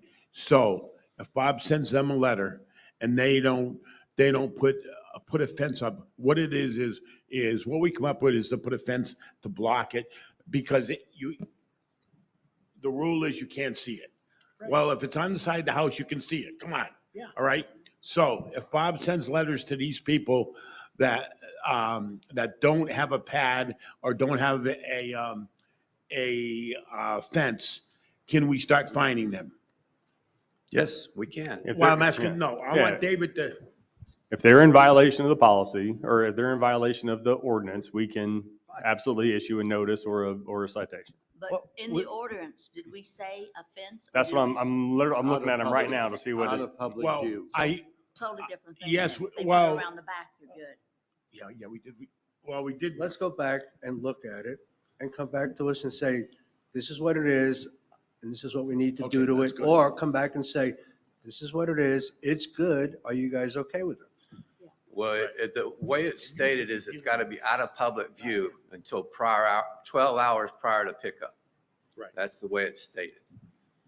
Okay, so there's nothing about a fence. There's nothing that requires a fence. If they can Okay. pull it in their garage, if they can put it behind some shrubs, if they can get it out of public view, then it's legal. Thank you. But the policy is you can't see it. Right. Public view, I you mean, know, like, how do you interpret that? So you Right. walk It's around very behind the simple. house, you can see it. I mean, you and I have been fighting this a long time. The way that Here's we the interpret problem. it, If you can see it, it's wrong, right? we interpret it Okay. for driving down the road, if you can see it. Exactly. That Right, would be okay. the Let's way try to it. interpret it. Let's Yes, try and- one more and time. you're right, Mr. Brooks, there are places that are not in compliance. Okay, well, I mean, according to this report, there's at least 30 of them in the month of July, right? Those are the ones we sent notices to, Right, yes. so I know there's people that are not in compliance, it's on the Yeah, report. yeah, All I'm absolutely. saying is, let's check to see what it says, make sure we all agree with it, and then enforce it, period. Okay, It's very simple. but, okay, that's what we'll do. Bob, if you guys say it's got to be so much off the curb, figure out something, 75 feet off the street. Anything beyond that is okay. When I mean, this figure notice- out a way to get around it, there's always a way. The ordinance does need to be changed, because when it was written, we didn't have these big cans. There was no problem with trash. We had no violations with Okay. trash before. So David, Zero. All right, let's David, change there's it. another change we need then. Gotcha. Okay. Anything else, Bob? Okay, thank you, Bob. Bob. Bob the Bob. Oh, and just the supervisors, just to let you know, I was checking and we don't have anything on signs on public property. The county has language that says the signs, no signs intended to be read from off premises. So if you don't like signs in somebody's yard, call the county code enforcement and they'll have to make the determination. But there's nothing we can do. If it's not in our right of way, we can't do anything about it. Call the county. Okay, well, thank you for checking. Yes, sir. Bob Hiltz, Code Enforcement and Security. We did 153 write-up warnings with 153 served over the month. By the way, we did pick up 31 signs out of the right of way. And we did 91 calls for service on security with 3,978 miles. And we did 753 watch orders. The signs that you're picking up out in the right of way, is that in private property or in front of houses? Yes. Not only in, these companies that are doing this, they're putting them by stop signs and, you've seen it. Right, but I'm saying is, if the household is doing it, shouldn't we be citing them? No, like I say, there's nothing in our, currently, there's nothing in there that says that we can do anything about that other than remove them. Because they're on our property. But that's something, like I say, in the changes that we're making, we can start issuing a notice and saying, hey, we're not going to allow any signs of it or any signs in our right of way. And the other thing that I discovered is they are signs, if they're on private property, they have to be within, they've got a 15-foot setback from the property line. So, but once again, county enforces that, not us. I have a question. Sure. Over it's not a sign issue, but the rods that are over on Myrtle Beach? Yes. Yeah, we're working on those right now. Okay, because I had my car in there yesterday, and that's Yeah. and on that one curve where all the flags and stuff are. Yes. Okay, thank you. Yes, we're working on that. Thank you. Good. Did you find out about those, That's exactly, yeah, those Oh, is metal that it? rods. That's what I we're was working on that right now. any other, I got a question. I'm just curious on this. I love to read the security report, I do but too. this was very interesting. You had 2 complaints by the same caller and the same security officer on 2 different dates pertaining to an open door address, which was the same. Yes. I'm confused. Very frequently with the snowbirds that are gone now, our watch order guy will find an open door or an unlocked door where someone else comes and does work at your house, and when they leave, they don't lock it. Well, the next time our watch order guy comes through, he finds the door open again. Oh, so that's what we think it was? Because it was, one was on July the 1st, one was on July the 10th. Yeah, I'm sure it's the same thing. Same I'm sure, address, I'm sure same caller? I bet you, is the address on Angelo Circle? No, Oh, okay. I wasn't going to tell you the address. Huh? Oh, it's on Sunrise. Yeah. Yeah. Every week, so far, we find the same door. Do we ever call the owner and say, this, Yes. whoever's watching your house is not very Yeah, sloppy? it's the people doing the work, and they have somebody coming in and working or whatever, and then they never lock the door when they leave. Okay. As long as we're in good shape. It just looked funny when I saw it. Yes. Okay. And I do appreciate the board's support and administration support on this junk deal, because that really is a giant pain in the, you know what? And having you put some teeth into it will greatly assist on what we do. Thank you. On the, I do have one last one. Who's doing the brochure? That brochure you guys are working up? Bob and I are both doing it. Okay, are we going to wait to have a few of these other answers before we print that brochure? Or are we just going to go with what we got? I think we're pretty close to, aren't we pretty close to completion on that, Bob? Chris? I mean, because we were talking at one point that there may be additional information, we might have to change the size of it. We may change the size of it or have one for garbage and, special one for garbage because it causes so many issues. Yeah, I mean, with this dumping, all these things that we're considering are important enough, I think, to put in there. Okay. So I would rather have you slow down on the printing, the brochure, until we have a really all-inclusive one, and we only have to do it one time, and it'll last for a while. So I'll let you guys, you and Chris and Bob work on that. And get it. I'm great with that. If it takes a couple more months, that's fine. And Bob, while you're there, have you introduced Miguel? Yeah, last meeting I did. I couldn't remember. I just wanted to make sure. Yeah. All set? Any other questions, Bob? Thank you. Any public comments? Thank you. Community services. Right. What? Oh, I'm sorry, Pat. I didn't see you. Pat Holmes, resident. I've been doing a lot of walking lately, and there's people that stop signs are not there anymore. They just blow through them. And I think we ought to have the sheriff's department come out and start taking a look. It's not just certain streets, it's all of Sun and Lake. And I think we should start ticketing these people for not stopping at stop signs. Thank you. Yeah, we went through this a couple of years ago, where we did hire The sheriff. off-duty policemen, I guess, certain number of hours a month at a reasonable cost at the time. I assumed it worked for a little while, then for whatever reason, I can't remember, we did stop doing it. Yeah, I'll get a current price, but to have deputies coming in and doing traffic enforcement, whether it's on Sun Lake Boulevard, even though that is a county road. and they That's come right. in. You know what? The inner streets Right. are really the worst. Oh, yeah. Backside, I know exactly the Pat. I saw him. It was funny. He's walking by and I said something to him and the guy blew through a stop sign right when I was saying hi. So, I mean, it may be I'll something get a to price look and at. bring it back, but I think especially, you just bring them in on, they have like a minimum shift. I think it's 4 hours, but 2 or 3 times a week and just have them do traffic enforcement, it makes a big difference. Yeah, it might. Okay, thank you, Pat. Community Service and Human Resources. Good morning, Supervisors. Couple of quick updates to the report that was submitted to you. So on the human resources front, we are currently in the midst of onboarding 2 part-time security guards. Offer letters have been made. We're just working through some of the pre-employment screens and things of that nature. So we expect them to be starting very soon. Also, in addition to that, one of the recreation part-time positions has been offered as well in the same process. So just in the midst of the onboarding process right now. There is also a new vacancy for a utility supervisor. Chris and I are going to work together on that to kind of fill in that space on the org chart and see kind of how that needs to go forward. And we will post whatever position is appropriate deemed by Chris. In addition to that, so on the community services front, regarding the playground, obviously you all saw my comments in my staff report. Drew and I met early August with regards to the playground project, and we started talking through some of the concerns with the drainage in that area where it's kind of been proposed.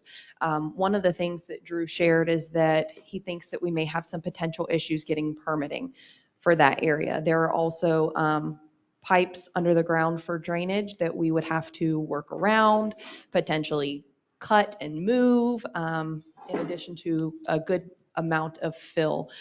So the obvious concern there is A, whether or not we can even get the permitting to put the playground in that location, and B, what are going to be the costs of putting it there. So one space that Drew and I both deemed could be appropriate for a secondary option is actually just over in this area over by the basketball courts.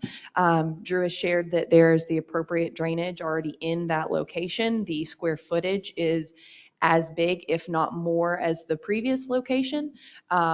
So in our conversations with Rep Services, who is the firm that is doing this playground project for us, they said that that wouldn't be an issue whatsoever. It's basically a pick it up from this spot and drop it in that spot, so we don't completely wash the work that we've done thus far. Drew, anything? Did I miss anything there? I think you covered most of it. Just to clarify a little bit on why I suggested that location. Back when the community center parking was added back in 2010, 2011, we permitted, originally it was going to be pickleball courts and tennis courts in that location, which I guess something changed and everything kind of shifted to keep it all where all the tennis courts are now. So I don't think there's any plans to put pickleball courts or anything there now. So we already have impervious area in the pond right adjacent to it already permitted. So it'd be a minor mod to the Swift Mud permit if we decided to put it there. That's the main reason I suggested it. It would just be easier to stick it there. But if we want to still use the old location, we can do what we got to do to make it fit. It was additional cost probably more than anything to make it go in the original location, but we don't have to move it. I just wanted to bring that up in case it was Well, the question I would have is what happens with the swimming pool? So that's actually one of the other reasons that we chose that location is Drew and I actually pulled up the recreation master plan when we were meeting and talking through some of this and looking for a potential secondary location. this would not impact the swimming pool. Now, where the playgrounds exist as of today, yes, that obviously those would be ripped out, because if we chose to move forward with that secondary pool, it would be right slap dab in the middle of the addition. So moving that over towards the basketball courts in that area does not have an effect on what was proposed for the pool. I like the new location. I like the parking. If I was a parent, I could park and watch the children, and it's close to the basketball courts. If I was a dad, I could bring, shoot some baskets while my kids were playing. Correct. And there's also a sidewalk that's already there. So even, if the parking was full up towards the recreation complex and you did have to park towards the community center, it's a very, very short distance, as we know, and there's already existing sidewalk to get you there. Something else that I found attractive with that location is in the recreation master plan. Something else that was suggested was additional parking that actually runs kind of on the opposite side of where the parking is now, so kind of extends a little bit where the circle is, and then down that tree line. So if we were to ever move forward with that additional parking as it was proposed in the recreation master plan, it would be adding additional parking very close in proximity to the playground location there as well. How many handicap parking places do you have now? 2? That is a great question. Off the top of my head, I am not sure. I know that it runs down that straight. It's not, I think it's just 2. No, how many do we have? yeah, I'm not sure the exact number because they're right here, but I think either 2 or 3. Is it 4, Mike? Okay, so approximately 4 is what Mike is saying. 4. Where are the other 2? They're right here. Oh, 2 right here. Right here and over there. Okay.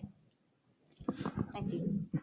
The only thing I would challenge, to be this far along and to all of a sudden realize that our site that we chose is not adequate, I would want us to make sure that we, in the future, have a site preparation on the checklist as to whether it's a viable spot or not. Sure. Because to be this far along and then all of a sudden we realize that we have an issue is not good. Sure. Yeah, I mean, outside of the wrong spot and being $200,000 over the original amount that we thought it was going to be, everything's fine. Yeah. Yeah. All right, so is everybody okay with the Yes. new location? Yeah. Can you give us any kind of an idea what it's going to look like? Yes, I will. So that was the next part of my update. Earlier this week, Sunday Dickerson and I had another follow-up with Rep Services. What we're working on right now is kind of fine-tuning, as I mentioned, the scope. Obviously, what they had given us was far superseded what our budget was. So we outlined in detail for them what our budget was, what we wanted to see. They're making a couple of updates. The biggest issue that we've run into is, since we kind of had these initial conversations, the cost of the PIP, which is that pour-in rubber surfacing, has increased substantially. So one of the things that we're looking to do is, how do we reduce the overall footprint? Still working within the same budget. I'm not coming and saying anything about that. What we're trying to do is reduce the overall footprint of the playground. And one suggestion that was made by Rep Services, which I would very much recommend, is the swing set area that we currently have. Instead of putting that under doing the PIP, the pour-in rubber surfacing under the swing sets, to go ahead and do a mulch underneath the swing sets, which is not uncommon in most playgrounds, and that would reduce the footprint of the pour-in place rubber surfacing, which is honestly one of the largest cost drivers in the entire project. So we had that meeting. He expects to see something, or we expect to see something mid next week. So yes, I'm happy to share that so that you guys can kind of lay eyes. He also said that he agrees with the conversation with regards to drainage. He thinks if we have any concerns with drainage, he said that it's very easy for him to pop it onto kind of an aerial map, as he's done before, to show it in this location so that we can kind of see what that might look like. So you can keep this within the 550? That's what I told him. And 550 But includes everything. I don't want to keep it at the extent of shortchanging ourselves and saying 2 years from now, we're not very happy. No, that's not the case at all, which is exactly why I'm asking or suggesting that instead of doing pour in place for the entire square footage, that we consider doing that mulch area, because I don't want to shortchange it either. And I definitely don't want to start pulling equipment. That's the last thing that I want to do. So if I can keep the equipment so that the kids have somewhere to play, at the expense of maybe putting some mulch under the swings and keeping the pour-in-place rubber surfacing under all the structures, then I think that that's a really good alternative to, like I said, pulling shade, which we know we don't want to do, or pulling structures, which I really am not wanting to do either. Okay, assuming that the location's good, the draft of it is good, everything looks good, what is the timing going to be to the best of your knowledge? So as I mentioned in my staff report, we're going to be looking at completion date of approximately April or May of next year. With a start date of? With a start date, and now I didn't write that one down. I want to say that we had talked about if we could get approval of some of the drafts, basically, kind of give them the go-ahead and start working forward in September or October, then we would be looking at that timeline. Yeah, but I think the actual time of construction would be what period of time? I have the full timeline in my office. I do not have it with me, and I'm happy to send that in an email if that's okay, because I know that Sunday and I have been working on kind of what that might look like. So if that's okay, I'll shoot that over in an email. And again, the 550, did that include getting rid of the old one? It does. Okay. It does, and that includes some of those unseen costs. So the demolition of what is currently there, it includes some fencing, it includes project contingency, which will probably be completely eaten up, and we can probably rename that to Phil, or some of the fun stuff that would go along there. But that was the all-in budget. So that's not 550 is not a budget for playground equipment. I can tell you that. That is the project in totality is what he was given, which is why we're continuing to fine tune. I have just a couple questions. I just found out, I thought our budget went to 550 because of where it was and fencing and so on and so forth, but apparently our budget now is 550. No, 350. Our budget is 350 on a. Yeah, on but the we're going to spend $550,000. We're getting $200,000 in grant funding. I understand that. Okay. But originally we started at 350. Yeah. Okay. Thinking that it would go down because Yeah, we would get okay, money. but that's fine. I mean, but I hope we learn from this with contingencies and all this stuff when we start talking about a pool and It's stuff. exactly the same. Because we have spent, I mean, it doesn't make any difference, but that's a lot of money for the amount of children we have here, but we need it. There's no change to what was proposed in the beginning. Right. It's just that we're getting $200,000 in grant money. Right. Because of what we're doing. But Craig, my thoughts were we're going to get 200,000 and the budget could be And cut. reduce to 350. Yeah. But- I don't think that's what we were talking about, though. Well, that's probably bad on me because that's what I thought it might be, but, and what's the update on the pickleball? Is that being worked on? Yes, yep. So one of the things that I'm working on with Sunday as well is end of the year, kind of an overall look at recreation budgets and what money is in there to make some of those improvements that we talked about. That was the plan. So like we said, similar to like it's been expressed with utilities, the recreation budget, we try and stay very, very tight throughout the year. In the instance that something happens with the pool or any of the facilities that we oversee in case there's any kind of major expense. One of the things that we had talked about hopefully fitting into our repair and maintenance budget was some of the tables that needed to be replaced that were there. So those updates that we talked about, we're very much on track with that. Okay. Does that include the shade? The draw shade?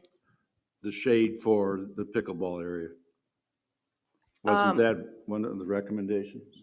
No, so there was a shade that they had requested that was inside of the pavilion, almost like a draw shade like you would see on a patio or a porch. Yeah, that's not what I'm. Okay, and then an umbrella, like a table with an umbrella to go on one of the far pads. Was what was in that report. But very much on track for that. Okay, thank you.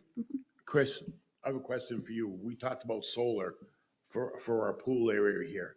Have you got any quotes? I mean, I talked to 2 or 3 solar companies and told them to go see you. Right. We had one of the companies came in, we gave them the electric bill, and we have another company, Universal, that's going to be here next week and talk about solar for the pool and also this building. So they're going to put some proposals together. We provided them the electric bills for reference so they could generate their savings.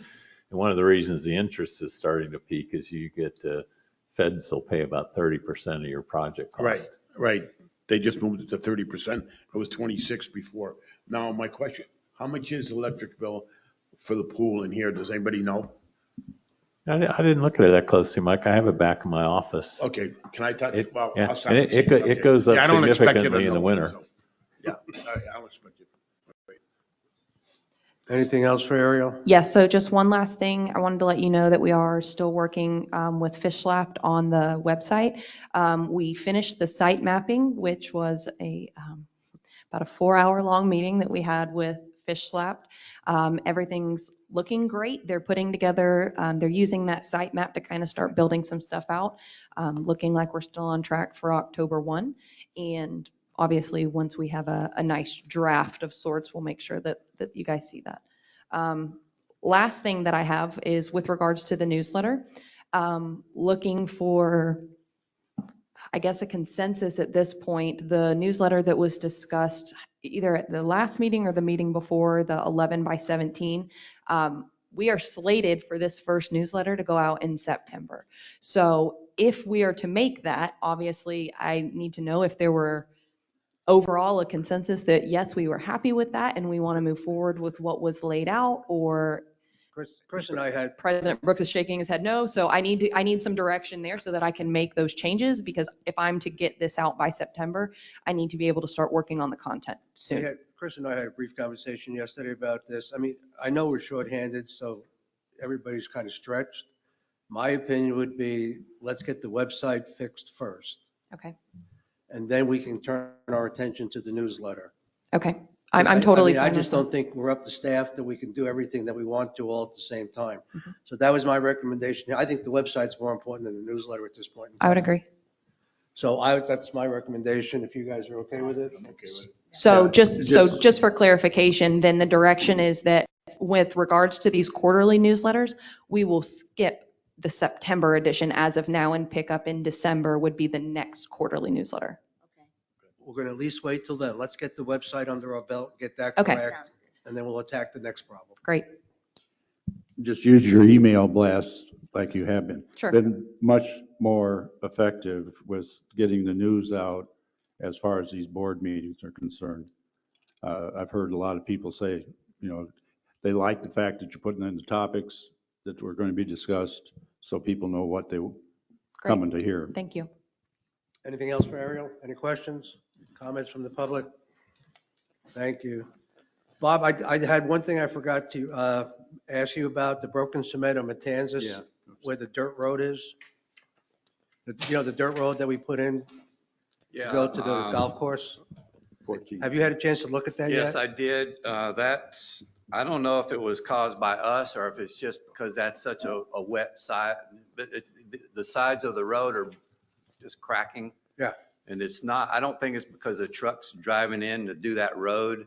What it looks like to me, it's just normal. Don't know. Can we fix it? Well, the road needs to be repaved to fix it because it's a long stretch. It's not just that spot right there. There's cracks all the way down through Matanzas. Well, if it's going to be more than, I don't know. If it's going to be that much, if you think, then get together with Drew and let's make sure it's on the plan to be done with the fall, with the budget that we're currently working on. Okay, very good. I mean, if we don't have the money right now, that's fine, but let's get it on the list. The other thing we may want to consider, do you want to take that dirt road and gravel it or something? I mean, it looks. I thought we gravelled it already. It does have gravel on it, but it definitely needs some work to Maybe we it. have to put more gravel on it to make it look halfway decent. Right now, to me, it looks like a dirt road. And I also, Originally it was gravel. I got a quote for redoing that little hedge that was down through there that got hit by the hail. Most of the plants died. It's on between the road and the triplex there. Yeah. We had originally put in a little hedge and it just got destroyed by the hailstorm. So I've got another price on putting that in. So we'll be redoing that planting there as well. Oh, that's good. And then and then when we do that, we'll get rid of the weeds and things that are growing on the road and look at maybe. Okay, putting some take a look at maybe getting some more gravel on there and putting the cement on in the fall. Yeah. Thank Okay. you. Okay, that brings us to, before we get to golf, we're going to have Mr. Hurley give us an update on his restaurant committee. We have met twice, I'm sorry. Microphone. Oh, sorry about that. We've met twice. I gave you all a letter of who's on the committee and what we've talked about. I've talked to Mike actually weekly now. We're a long way off before I can tell you it's good, but there are improvements. I'm really in, like Sandra, what we're pushing for is what we told them, what we want is we want good service and good food. And that's what the board is looking for. They also want to keep the restaurant as a restaurant, not a pub. Okay, and everybody who I've talked to have all said the same thing. They want a restaurant, not a pub. I've met with Sandra a few times. She's going to do training on Monday nights for 4 staff every other Monday night to get her people prepared. And we explained to them, this is what we need: service and food. We also talked about name tags of who does what, and the letter I gave you, you can read what we're asking for. Mike has been really good. Mike has hired a new chef. I haven't met him yet. I hear good things about him.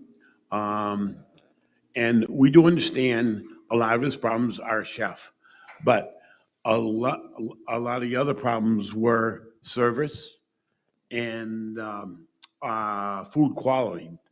The food quality, I've got 4 or 5 complaints. I've got a couple from even board members here, and I appreciate that. And every complaint that comes in, we address at on those Mondays that we meet, and I will keep addressing them. So we've only met twice, so we're a long way off right now. So I don't know if you guys got any, opinions on how I should be doing it or what I should look for. But I think hiring a chef is going to be big. Michael's hired some other staff. He's also designated people to be in charge of. There'll be someone there as an assistant manager or whatever.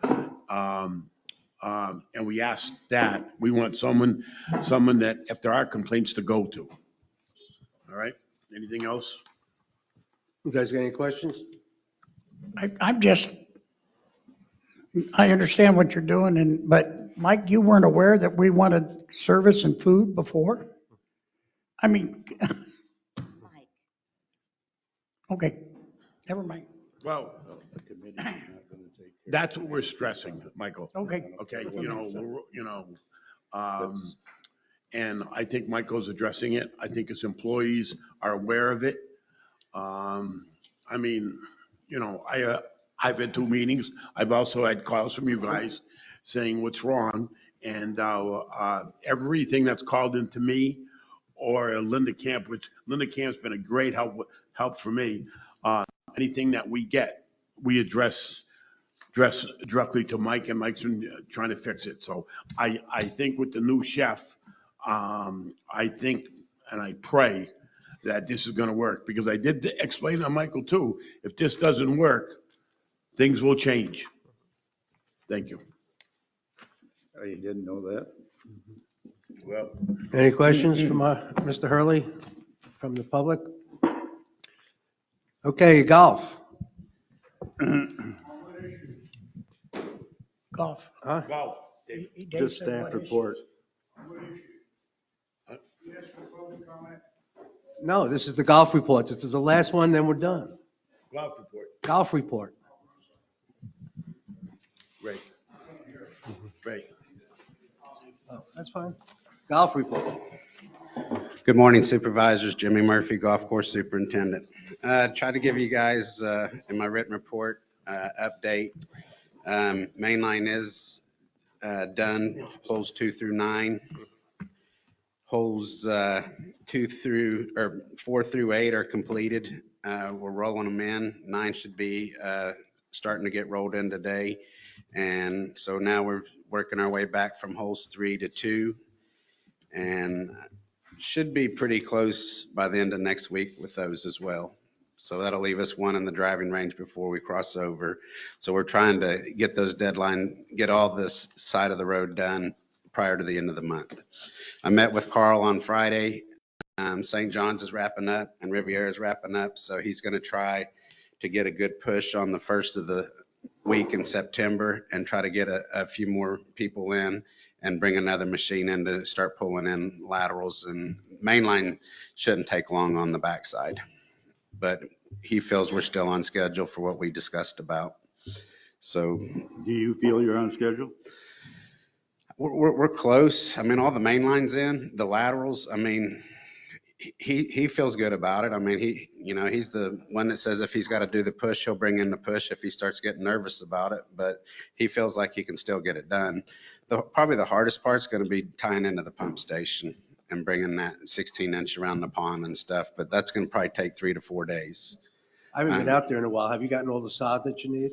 We haven't started on sod, Ray, because we've been fighting irrigation with hydraulics. We had to put a new hydraulic pump on Turtle Run. Did that Monday. The thing right now is there's some areas, now that I'm completed, it's fine, but it's just like what Mr. Holmes was asking this morning about Turtle Run pump running all day. Right now, the only way I can water on holes 4 through 9 is with the turtle pump. So we're going to hear that pump running all day. And the further we get into it, the longer it's going to run. So I start losing my windows as we get closer on the back. That's why I wanted to meet with Carl and see if there was any way that we could get tied into the pump station. But regardless, we're going to lose water. So that's kind of the reason why I haven't really ordered any sod yet, because it's going to be additional watering. I'm going to. Yeah, I read here where you said it made sense. You don't want to put sod down and not get it. Yeah, I got pricing on the Bahia, if you're talking about like the Bahia behind the I was house. just talking, the general side and the fairways, because remember we looked at that. Yes, sir. 5 or whatever. So I got pricing on Bahia sod. It's $1,500, basically a truckload, which is 16 pallets of sod. Again, the thing is when I start laying sod, I'm going to be pulling away from my mowers as well, because that's the people that mow for us. We got basically 2 or 3 laborers that can lay sod. So if we wanted to get somebody to lay it, would be more money. But the game plan is to start either go get 5 or 6 loads ourselves and start laying them. We're getting done on like Wednesdays, Thursdays with roughs, and then start laying that Bahia coming around for what we've completed already. And then have a week of Bermuda as well. We do have some Bermuda areas that we need to fix as well. Is this side in this $2.2 million, or is that's all involved in that? In the sod work? Yeah, Yes, in the sir. 2.2 million? Yeah. Okay. And the Yeah, so hydraulic pump, where was that come from? Was that that capital? came out of our budget. Your budget? Yes, Okay. sir. Okay. Very good. So like right now we're at 904,000. Basically almost all the parts are paid for now. The 258 is Carl's. That was his draw, his mobilization. Is all the material on hand to finish this project? Yes. So we're running under 2 million then, right? Is that what? Well, you're halfway through the job and you're at 900,000. So you're halfway through, basically through the job, and you're at 900,000. So we're in a position that you can buy more sod and do what you need to do to fix it, right? yes, sir. I mean, it's just manpower. I mean, the only other thing I could do is get day laborers in here and try to get it done. I don't even know whether we have a day labor service around here or not. We do. Okay. I guess the only thing I would be concerned about is missing the growing period. Well, keep in mind that the Bahia is not irrigated, so we're gonna have to have a man out there when the water tanker watering it in or pray for rain. So it's not, like I said, it's not irrigated. Bermuda, yes, sir, we can definitely irrigate it now.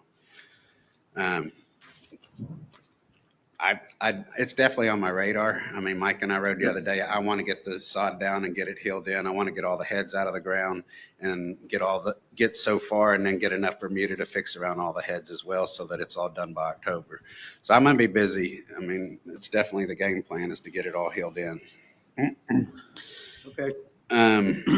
Did put sand on the bunkers on 13 and 17 on deer.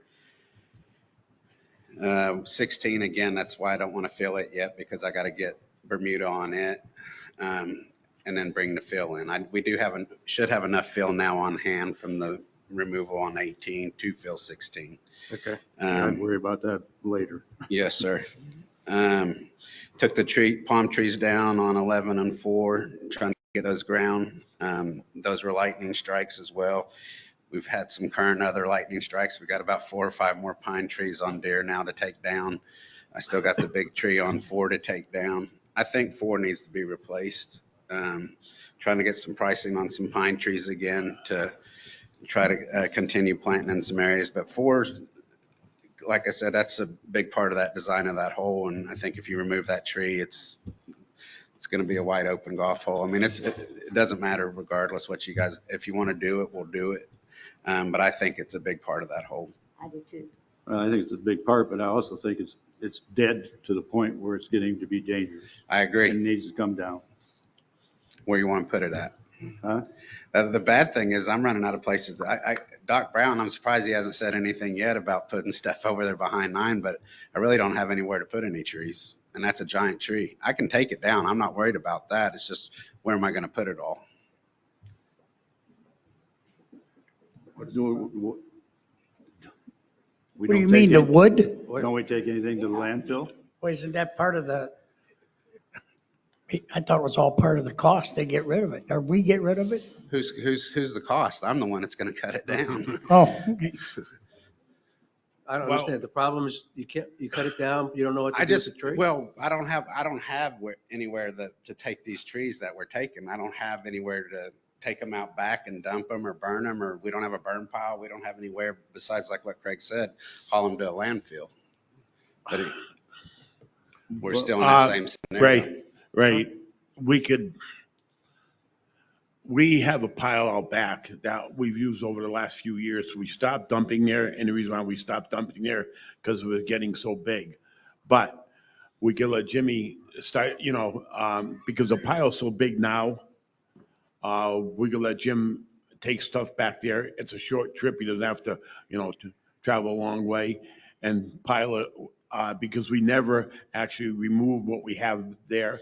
And I think maybe we should look into some money, maybe next year, to go back out there and chip all that up by a company. We did get a price from a company a couple of years ago to go and do it. But for some reason, they said we didn't have any more money. So I think if we let Jimmy dump the stuff back there, it'll keep the project moving quicker. Where's this dump site? What? By the back pond. Out back, off of Cortez. I'm sorry, I'm confused. We used to take trees down and somehow they disappeared. So That's where they were taking them. Ray. Huh? That's where they were taking them. Ray, that's where they were taken. Taking them where? Out by the back pond on the back. Oh, they never take them off premises? No, sir. No. So my question is. Can we hire somebody to take the damn? Yeah, can't we? Yeah, tub grinder's about $8,000 a day to get them tub ground. My question is, why can't we get a burn permit and burn those? I don't know anything about that. I don't know anything about that, so I can't. I don't have an answer to that, but Chris would I don't know if probably I have want to to get burn an extended burn in a residential area. It's $8,000 for a tub grinder. So I mean, either way. Well, we did burn in the past, and we got a lot of complaints from residents. And that's, so, I mean, the best way to do it for everybody is to put money to the side when the project's done, because we got stuff out there already that we should remove, and then have Bob and Jim work together to get it. There's a company from Tampa, I think, that comes in Yeah, and I mean, does it. you can, they'll come in and grind for a Right. day, but I mean, it's usually about 8,000. I mean, we've had to do it Well, in South Carolina, but it's about, I think the price at the time that we got it, because there's quite a bit back there already, Jimmy. I think the Yeah, price was right. around $20,000. You know, so obviously it'll be more because he's bringing. I'll get the tree down and take it back there. But Right. that's something we're gonna have to look at back there is how to remove that. Yeah, we can't, I've been involved in a couple of things where we dumped dirt and we can't just keep dumping stuff. I'll take all the dirt we can. I mean, I we mean, don't if have you- enough dirt. Before you got trees here, that you we need to had, collect. I Excuse don't know me? how many tons of dirt we moved that we just dumped in people's property. I mean, we gotta, Take down the trees that you need to take down, put them in an area, and tell us how much it's gonna cost to get rid yeah, of them. I mean, we can't keep piling I stuff. don't like the Jimmy. idea of having I a don't big either. truck. It's not that I difficult. agree. No, Burning, I don't believe is an option. I don't think we should burn either, really. So just Well, tell I us how don't much think we it's gonna should Just cost. bring leave us it a there. price. Yeah, bring the price. Okay, and I'll take care of that problem. I'll get rid of the trees. Like I said, I didn't want to keep piling behind Doc Brown's house. I don't want you to either, so get us a Okay. price on what it's gonna cost to get rid of them, we'll let you know. Well, I mean, I'll haul them out there. And then I'll get you a price on what it is for maybe a week for a tub grinder. Yeah, but that's a problem putting them out even there, Jim. I understand, but I need to take the tree down, so somebody make a decision. Well, I think you should be allowed to take it back there for now. well, yeah, you can, but we're Right. gonna have to pay to have it probably removed again. Yes, sir. We're gonna move it anyway, so You know, eventually. so I thought, and Chris, you should be involved in this. I mean, this is stuff that we just can't. I mean, we had tons of dirt that we put from taking dirt from the ponds on the golf course and just putting them on over there off of ponds. And they then were we on had a to pay road to- and everything. I mean, we Do we have a can't. dirt problem? or do But have a then tree we had, problem? you Well, can't, we got a tree problem, right? and then we turned around. Well, I don't care what you. Ray, can I say, You're not- Michael? Just sit there, listen over. Michael and Ray, can I say There's something? no dirt problem now, right? Wait a minute, can I say something? All right. Absolutely right. Now, just listen for 1 second, Ray, listen to somebody, okay? Yes, we did have a dirt problem. We moved it from, and we put it on the road. Then it turned around. We should have never put it where we put it. It turned around and it cost us $30,000 to move it.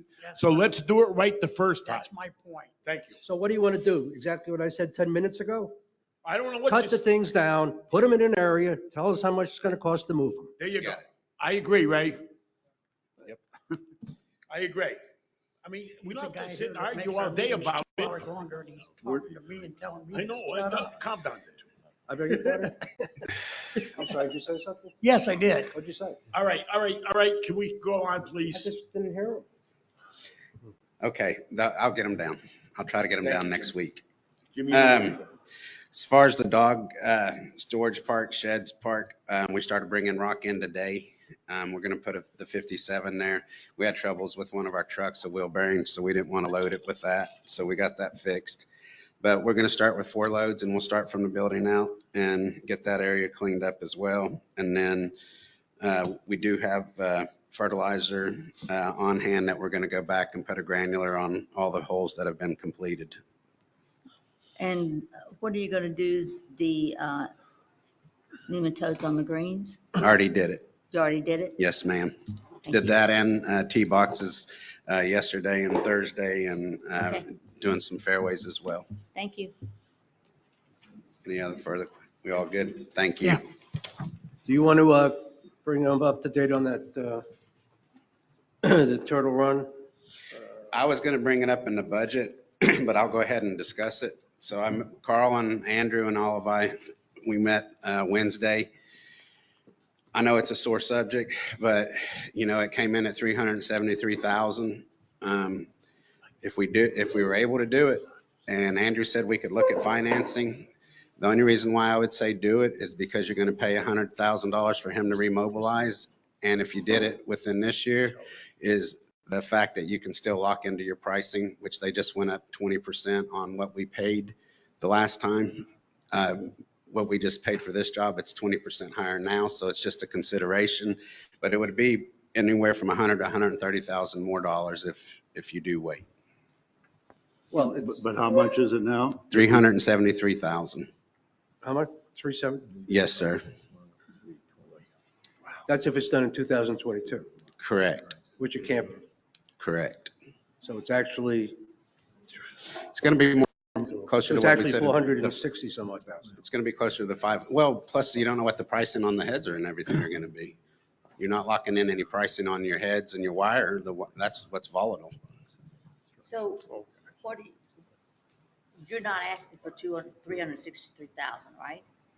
What is the price that you're asking for? Are we going to lock in that price now, or would that be the reason You we can't do really now? lock it in, Bev, because if you go outside the 222, the 373 is if if GT Irrigation was able to do it inside this year. So if not, he's going to pull all of his equipment off property, and then you're going to pay another $100,000 for him to come back, or whomever we decide to do it, when you decide to do it.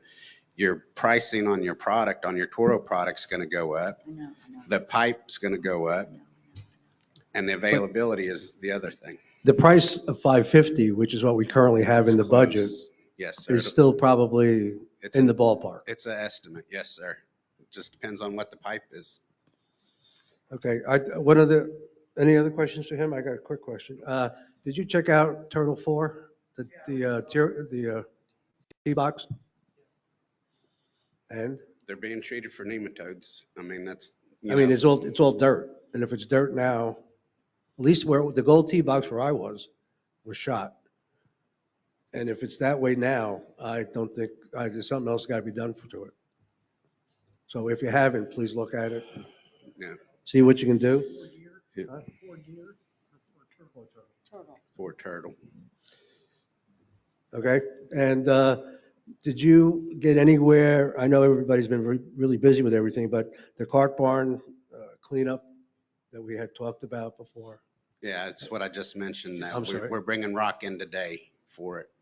We're starting to bring the rock in. It's for gravel. We couldn't do it because we had a bad wheel bearing on one of the trucks, the dump trucks, so we weren't able to go pick up. We were planning on doing it this week, but we started this morning hauling in. I'm going to bring in 4 loads of number 4 gravel, 57 gravel, and I'm going to work it out from the shed out.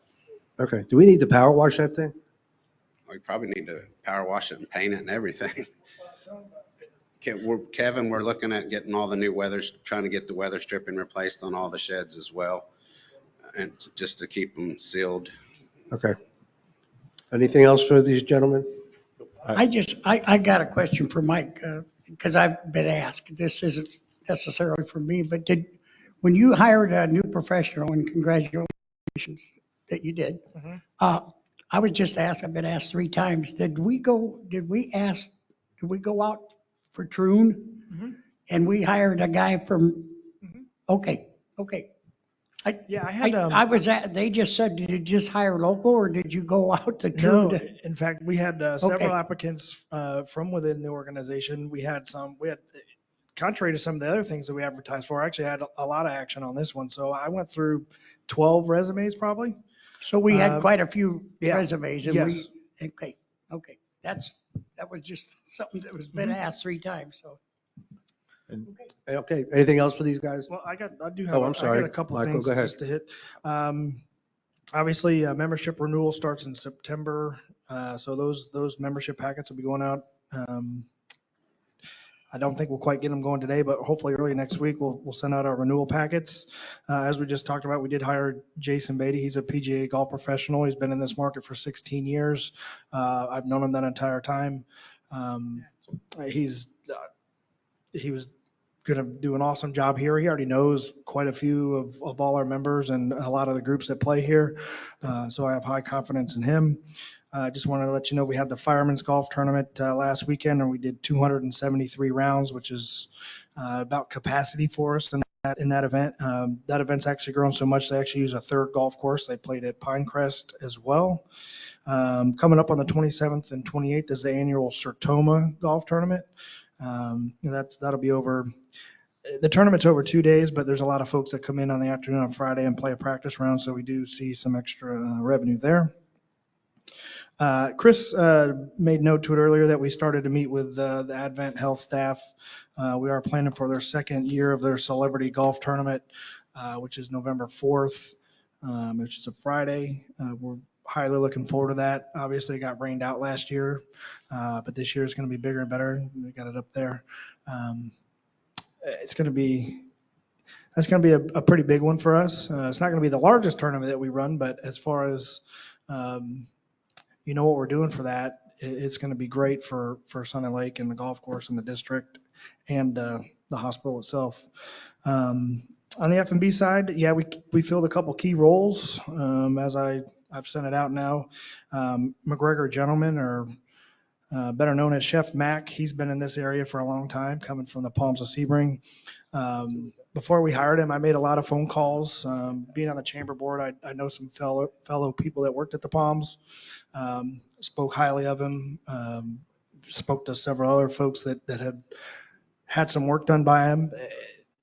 Super confident, super happy that we got him coming on board. I think he's going to be a great asset to our team there.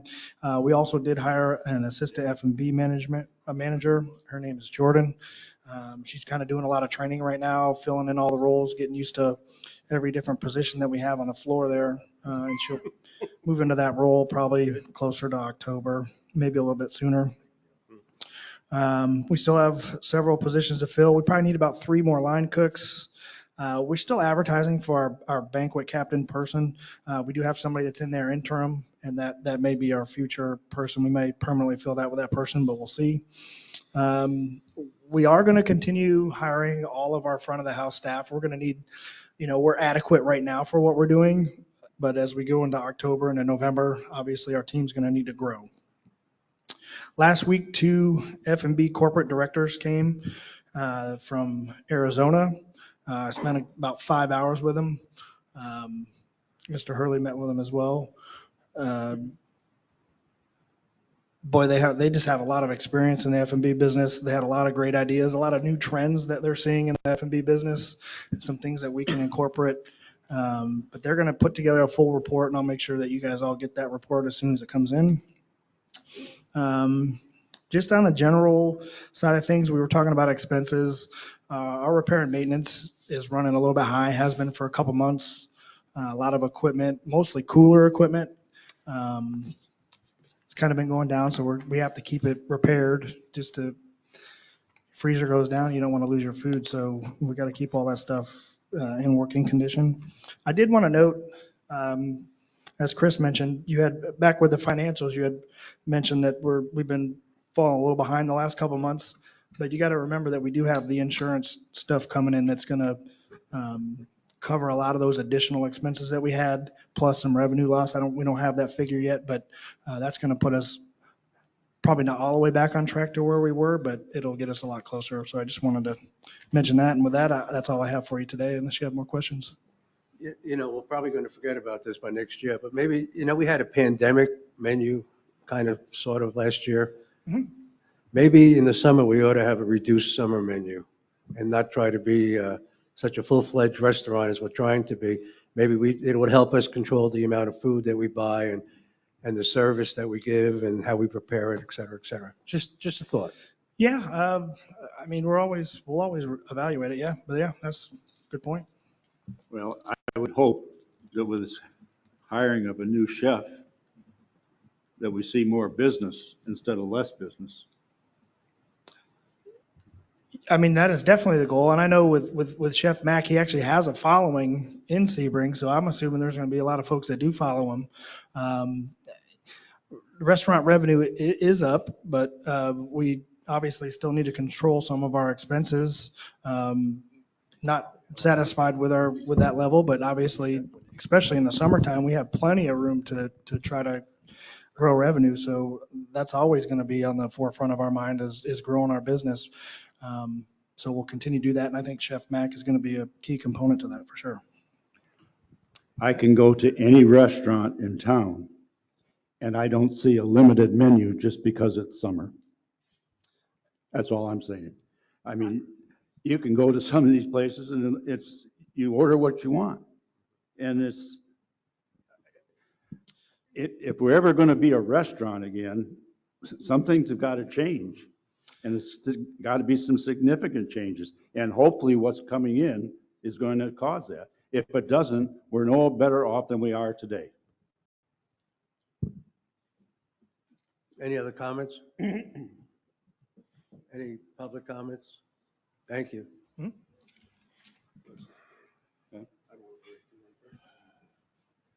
I'm for all going right on to the budget. Yes. Mr. Halvick, do you want to make your comments now before we get into the actual budget? Since you don't want to hear the details of the budget. Dave Howick, thank you very much. Let me regress a little bit. Chris, let me ask you a question. Can I please regress just a little bit? Please do. When you mentioned calling the utility service that we currently have as far as our low pressure systems specifically, about calling a plumber rather than calling the, if I got a problem with my low pressure system, I want to call the district and I want to have them come just like they do now. And we're not going to lose that ability, are we? No, you won't, but you're going to see a significant price increase that's going to go to market because they've been charging less than the pumps cost us. And they've also been doing work, sometime troubleshooting people's control boxes or something that's on private property, and they aren't electricians. And that private system is private. It doesn't belong to the district. Yeah, well, I tell you what, I don't want to wait 3 or 4 days and turn everything off and wait for a plumber. I know that. I mean, hopefully we're not going to lose that. We've lost a lot of good services that we had. I don't want to see that happen. As a matter of fact, I had a friend who had a broken top on his septic tank, and he called the district, and the district said they don't no longer repair those or sell them, or he had to go somewhere else to get it. Is that true? Yes, and I'm not aware that from my talking to staff that they ever got involved with lids and things like that. You know, it was really the pumps, and that those lids actually do cause a lot of problems. They shift and then the tanks fill up with dirt. Mm-hmm. Yeah. So, but no, sir, and we'll look at that. But we've done the pumps part. But as far as us ever replacing tops and tanks, we haven't been in that business. And again, that's all on private property. And kind of way I look at it, you fix it, you own it, and we don't own it. Yeah, okay. And then for 45 years, we've been able to call the district and get service on our low pressure systems. I think you still will. Yeah, well, I think so. Let me get back to where I was going to go. In the intro to the website, you mentioned a 5% increase in assessments, 5.2 or $3 a month increase in utility bills. What it doesn't say is this is first year of a 5-year program, the way I understand it, where you're going to increase assessments for 5 years and utility bills for 5 years in order to get enough money to service the $16 million note that we're probably going to borrow. Am I correct? Pretty much. I mean, I stated it at the last meeting. It's in the audio if you want to listen to it, but basically it's 5% this year. And we said we're gauging it approximately at 5% for the next 4 years as well. But as we go through each year, it'll be reevaluated and we'll redetermine if that's the right number or if it's not the right number. Yeah, but, okay. Do any of you, have you, members of the board, understand the impact to the individual? Yes, we've already get that. We have that. I mean, if I would canvass the board, would you know what the impact is for a residential unit? I mean, I believe yours is $170. What? I believe yours would be $170. Approximately. Well, I just ran the numbers. I know that, and I don't know if there's been any consideration to try to balance this out to keep the main part of the burden away from the residential customers That has not been addressed. that have a utility. The utility rate. issue, which I happen to think is a very good idea of charging unfinished lots, some monies to go towards the capital fund. We're still working on, and I agree we should do that, but we haven't finalized it. Right? Okay, I didn't know that was being, Yeah. I didn't know that was, Yeah. okay, what you And call the special. I'm glad it's happening because, I happen to think we will do it. We just haven't figured it out yet. okay. And Because Dave, I just wanted to say to you that I'm sure there's not many people, but I pay probably almost $300 more in assessments than I do taxes. So there are some people here in this community that the assessments will affect a lot more than, I mean, I'm glad that the county they're saving me $20, but I'm paying 30 more this year for assessments. But that's just, it's just something that happens. And maybe I can afford it, maybe somebody else can't afford it, but if you take a lot on a golf course, it's $770 now.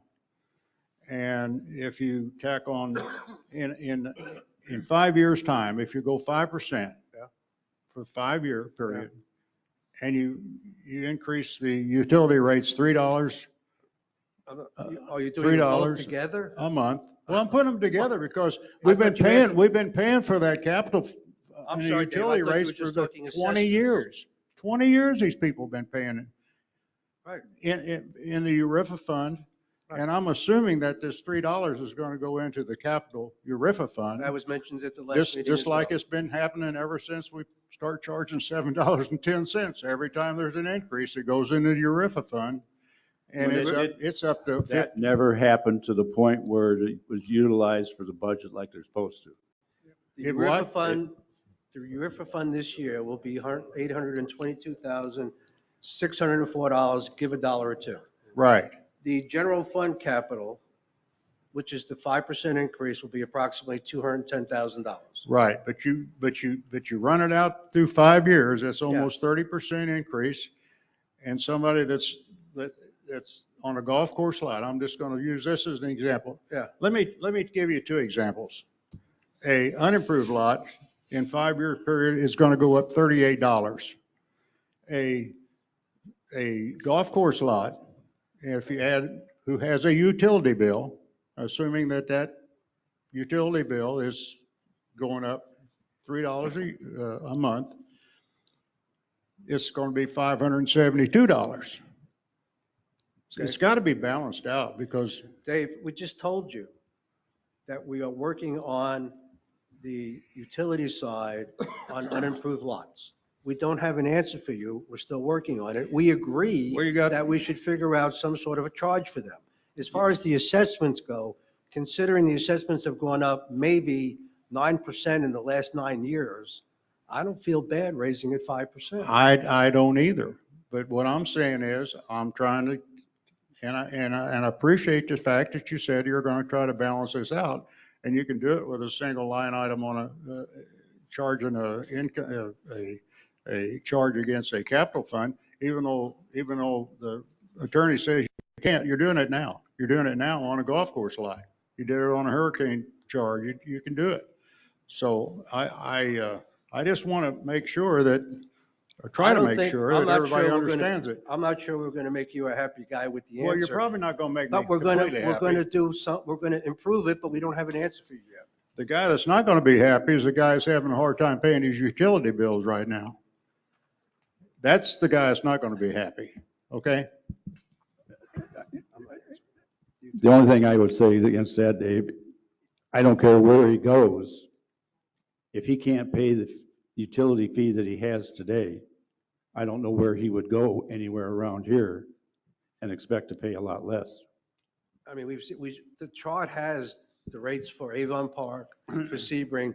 We're the lowest. What else do you want us to do? Well, by the time you add your county tax and your assessments and all these other increases, it's going to be a real burden on people. That's all I'm asking. People try to understand it. I appreciate your concern, but I don't know. And if you do it on a 5-year period, you're going to have 3 times the amount of money at the end of that 5-year period than it does to pay a $16 million note. I want to have how many I ran the numbers. If you increase those increases, and I can show you the numbers at some point in time where you're gonna have 3 times the amount of money. A 20-year amortization on a 16-year 1.5 note is $77,000 a month. If you run this 5% increase out for 5 years and increase the utility rates $3 a month for the next 5 years, you're going to collect almost $200,000 a month extra in utilities and assessments. Okay? So let me repeat this one more time. Okay. I can't remember the name of it. The rates, Don't lose your train of the thought here. assessment rates are going up 5% this year. That we voted on. That's what we're going to present at the meeting on September the 9th. Okay. The future says we're thinking 5% every year for the next 4 years. Okay. We don't know if that's going to happen. We're going to review it each and every year and make a determination what it needs to be. Good. I Other agree. than that, thank you. But that's what I said before, perhaps. Okay. All right. Thank you very much. You're welcome. Okay. Anybody else want to comment about the budget in general before we look at it? Do you need me for budget? I'm going to give you something on a little lighter moment. Dennis Swanson, resident. I heard about, first I listened to you about the burning. Speak You don't want to into it. burn? I can't hear. The burning? You don't want to burn? Well, you've got a lot of empty property way up here. Why don't you clear a spot? Put a small building in there with some kind of a burn pit with a chimney so it's not going to affect too many other people, and burn it there. It sounds to me like it's $8,000 to have some guy do something one day. You could put up a building over a period of time, you'd save a ton of money. That's just a suggestion to think about. Okay. The other thing I got is, I was here when they were talking about the code enforcement, and he spends $3,000 a month to serve them. They're like $10. They got to put it in the mail, and they also have to send it registered. That's around $10 a piece. Why don't you got cops on this that live here, okay? Why don't you go up to one of these cops and say, hey, you got nothing to do on Saturday. How'd you like to make $3 a delivery if you walk around and deliver these things? How much would that cost? $800, $900? It's always been my experience that if you save $1, you haven't lost $1. And it seems to me that sometimes you're talking such big funds. I understand that, and it's outrageous, and the cost of everything is going to continue to go up. But maybe look at some of the smaller things, and you got some place you can save a few thousand here and a few thousand there, and next thing you know, it mounts up. I just thought I'd mention it. Okay. But the fire thing, I don't know why you don't do that. I mean, if it's going to cost you $20,000, We can look at it. I mean, how much property is up there anyways? Many acres? Anybody have any idea? It's got to be hundreds of acres, right? I don't know. I don't have the answer to that. I don't know the exact amount. But I know when they wanted to go into that one lot there and build some houses, they couldn't do it because they'd have to expand Shoemaker Road. I mean, way in the back of that, what's back there? I mean, it just seems to me that there might be a practical way, because you're not going to stop having lumber to get rid of. And if you can come with a practical, what if it costs you $30,000 to set up a burned building? It's a possibility. I mean, Then we've never had problem with. you'd lumber save before. you'd save that money in a year. Okay. Thanks thank you. anyways. Have a good weekend, supervisors. Okay, anything else besides before we do budget? Okay. Budgets. Cover sheets, summary sheet you all got. It says roughly that we're good for this year for $516,000. So it's a balanced budget. However, when you take the 822,000 and the 210 and put it into those do not touch funds, theoretically, we're short 515,000 roughly. So that means that. Where the hell are you at? Huh? Where are you at looking at? That's on the second page. The second. He's looking The at the yearly single total, sheet. the yearly total, once you take all the monies out and the capitals out, we're short 515,000, but we have $1 million in those two capital funds. So if we take the 515 out of those funds, we still have money in there, we're good. Basically, what the 2 pages tell you is we have enough money to cover the needs for this coming year. And we'll have a surplus of 400,000, which will go into one of the two or both capital funds. Or you can put the money into the capital funds and take it out of our reserves, the 515,000. That's a decision we can make as we go along, but the bottom line is that we have the money that we need. Okay? Right. In regards to this sheet here. Yeah. If our totals out here for total operating revenue is 12,369,000, right? All three accounts, the general fund, golf fund, utility fund, comes up to 12,369, right? And there is an adjustment that we're making on that because where you're showing the golf memberships, that 3.1 million and the 1.5, that's their total revenue. And You have the sheets, right? Yeah, we have to reduce that cost. Did you give them, you didn't give them the sheets? I don't have any sheets. I have the same sheet you have. These were the ones that were out here. Yeah. That's what I read. Well, look, what does yours read? 11,520. Because what you have on your sheet is the golf fund has the numbers, the gross numbers, not including the cost of goods sold. So my number is lower than yours. Okay, if yours is 11,120, what's your total operating expenditure? 9,387. 9,287,000. Yeah. 387, I got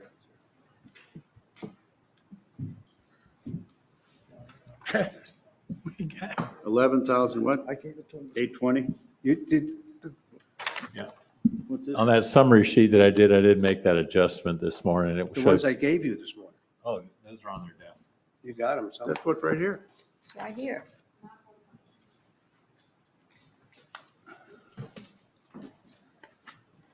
Where?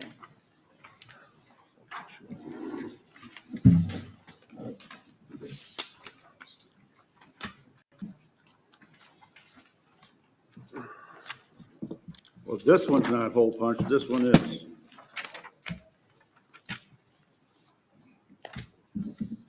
What do you got on the second sheet? Huh? Well, You got, no, the other one, where's the other sheet? I gave you this one too. That, we don't have that sheet. I've got the little one, that sheet we don't have. what's it say, 11,000 what? 11,520. He's got them. He's got them. Correct. Thank you. Okay, now we got it. Now we got it. Yeah, I got it. All right, now we got it. What are you checking?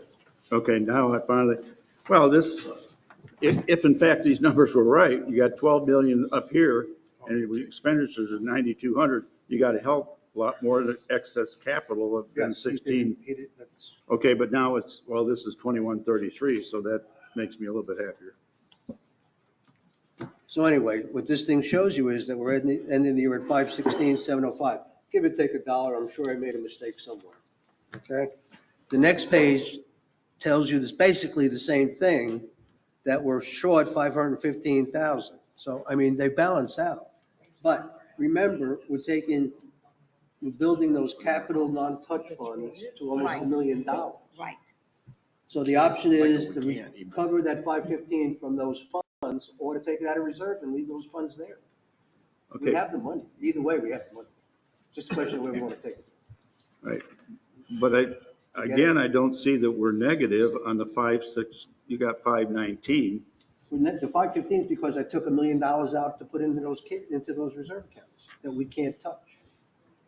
The capital fund of 210,043, that's the 5% assessment money. The second line. The capital fund down at 822,604, That's the utility capital money that we're going to hold aside. That we said we would hold. That's at $17.01 we talked about last meeting. Yep. That adds up to 822,000. So that's what that is. So those are money that goes into the capital we can't touch fund. Okay, I'm back with you now. Okay? If those weren't in there, then we're good to the tune of, what, 500,000, whatever it is. Yeah. So all I'm saying is that we're in good shape. The books are balanced, or the budget will be balanced. The question is, do we take 515,000 out of the do not touch fund or out of our reserves? And that we can decide when we get there. I'm just saying the But money's going to be there. The do not touch fund Is for, your RIF fund of $17.01 per month per bill. for stormwater and waste. Yeah, for the wastewater plant. So that's what that money is actually earmarked for. Wastewater plant. Okay. And then the $210, which is the 5% assessment money, that theoretically is to help towards the cost of the sewer. Yes. Well, if it's a do not, just my opinion, if it's a do not touch fund, we should not do that. We should do not touch. Well, I just want to walk through it because I'm thinking. And if we have to. This we just- 519 is not related to those type of capital projects. If you want to look at it without those monies being taken out, we're good 500, the first page, Right, we're good right, 516,000. right. It's a But we have- balanced budget, But taking to in take those 516 money more out than we're spending. for what we said we were going, we would be negative the 519. Right. Okay. And the reason That's how you read it across the board. So theoretically, we can do, right now, if things hold true, we will be able to cover the cost of a swimming pool and everything else that's in that capital request, including the irrigation, when it's supposed to be done. That's how you can read that. Yeah. As of today, you can make that statement.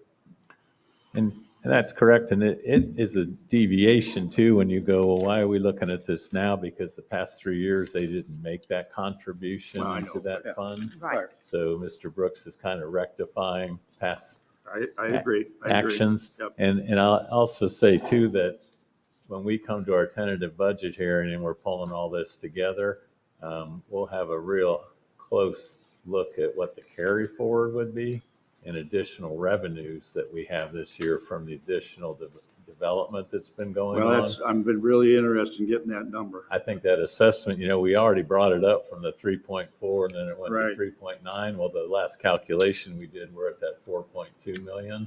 And I think it's going to push a little higher. And even on the projected revenues, or call it a carry forward on the utility side, last week we did 10 new permits and we got a check for $78,000. I mean, increasing that connection fee by 50% this year. So I think when you see all that in front of you on the 9th, you can make those judgments at that time. Sounds good. Yeah, now remember that assessment number that you see here in the detail pages, that's with the 5%. That's the new Yeah, I know, assessment rate. but it isn't necessarily accurately reflect the additional assessments that are going to be in effect because of the building and Right. lots that were built or Well, bought. no, we did that already. Yeah, Well, we put it in, but I Yeah. still think it's low. Oh, yeah, it we're may having still a be. better idea once, Yeah, and that's know, all. I agree with Craig, We'll get it could be higher. we'll get an accurate number is what we're looking at. But what this basically says is that we're in good shape for next year's budget. Yes, We should yes. be able to execute it Yes. without having any problems. Yes. Obviously, that's without anything major coming up. Right. That we Well, didn't true. foresee, That's true. which I'm sure will happen. Yeah. And then to the actual capital, which is the next sheets, for the most part, didn't change. There was one change, I believe, that 35,000, we changed to security. Yep, for the trucks, so we'd have 2 Security trucks. number Yeah, it went changed up based on our last 7,000. conversation. Yep. Otherwise, the capital stayed the same. And then when you get into the actual funds, I don't believe there was any changes in golf. No. In utility, Chris made a couple of changes. Chris, why don't you walk them through? Because Sure. it's with the columns on the right hand, the far right. Yeah, is and where what Chris we made some basically adjustments. did too is when you looked at that funding allocation for some of those positions, we'll have a new finance assistant director starting. is looked at it and it's like, well, you have about $4 million in the general fund, 3.7 in the utility. So I shifted 50% of the salary burden for that position. Yep. Also shifted 50% for the permitting and planning coordinator and also the finance assistant to reflect, because half the work they're doing is related to utility revenue. Right, right. So that was shifting from general fund over Yep. to the enterprise fund. Right. Another thing we didn't show in here that'll come up in the rate case is we had, call it a franchise fee, 2.5% off the top Right. of utility revenues going to the general fund. And right now, being conservative, we haven't even put that in there. Oh, okay. So that you'll see next on the 9th. So Okay. you've got meter rate increases, I mean, Yep. water increases, Yep. sewer increases, assessment increases, they're all in there. And unless somebody's got something else that they want to change. Obviously, the increases. Unless any of you out there want to change anything. Well, I appreciate Mr. Halbig, and he had a good point in basically what he was talking about when he said these vacant lots in the utility world, they call it a service availability fee. Yep, yep. And the consultant will address that because we could bump those as a utility cost and add it or even for next year, but bring it in. So that's another source of revenue. And that's very common because if there's a utility line in front of your house you can hook into, it's just like we increase the assessment for having a road and the stormwater in front of a lot. If you have that utility line there, you should be paying part of that capital cost for that line to have gone in the ground. Do you have that number of how many lots No, I don't. fit into that? No, that's why I couldn't pull it together and have a projection on it. Yeah, but So Chris, How are we going to know the magnitude? we don't, Can we get it? Well, we can get it. I don't know if we're going to be able to do it for this budget, but we could start putting it together. And that again would be another utility fee. And the only other thing we're looking at is, there was a bond that was paid for some of those initial installations. So where we are with that.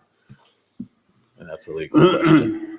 so Chris, by law, if a line goes by your house, Right. do you have to hook up to it? Typically, yes. Right, You okay. know, if So they- we'll be getting those fees too. Yeah, well, if there's a central service, oh yeah, Right. when the people build a house, they're going to pay that connection fee. It went up 50% this year, and the Right. other 50% is going to come next year. And I was going to mention to Mr. Halbig, we appreciate, the affordability index, but the bottom three is Sun and Lake, Avon Park, and Sebring. And Sebring and Avon Park are working on rate cases and fees right now, and pretty soon we're going to still be in the bottom of that heap. Right. Well, that's why I said. The bottom don't care two where are he the, moves you to. know. So Yeah, I think the utilities, I think we're fine in what we're doing, and if people are upset, We can't do anything. that I feel sorry for them, but there's nothing we can do. The assessments is a different story, and we'll address that every year. That's, yeah. But it's good to tell people that we think it's going to be 5% for the next 4 years, because we could be right. Yeah, I think you gotta say it, but for us to, And I think that is the worst case scenario. Yeah. We may be able to do, like you said, But in less. Mr. Holbig's case, he's, I understand where he's coming from, but he wants to talk about special assessments on certain things. Yeah. We're a community where we should be doing a lot of special assessments to pay for some of the stuff that we're doing. But I don't think he wants to talk about that. So, I agree with him, but we spend a lot of money sometimes on certain projects or certain things that the majority of this community doesn't see the impact. So I think charging the unfinished lots or whatever you call, something towards the capital fund for projects like the wastewater plant and stuff, I think that's fair. I do too. And it's and that true. They will utility benefit rate, from the utility rate that we have proposed covers the debt service for both the meter program and if we take out a long-term loan of $10 million. So that principal and interest is already in that proposed rate Right. that we've approved and to move forward. And like I said, so it goes up $3 a month, $36 a year like that. But when we look at chlorine going up X%, some of these expenses, but we're still in the bottom of the heap on our charges. Yeah. So in relation to everybody else, we're doing a very good job. So the question becomes, I assume all of you guys looked at each of the the detailed sheets, maybe not the sheets you just got, but the detailed sheets, and if anybody doesn't have a problem with those, that's going to be it. That's what we'll present to the public at the September 9th meeting. Yes, sir. You guys okay with that?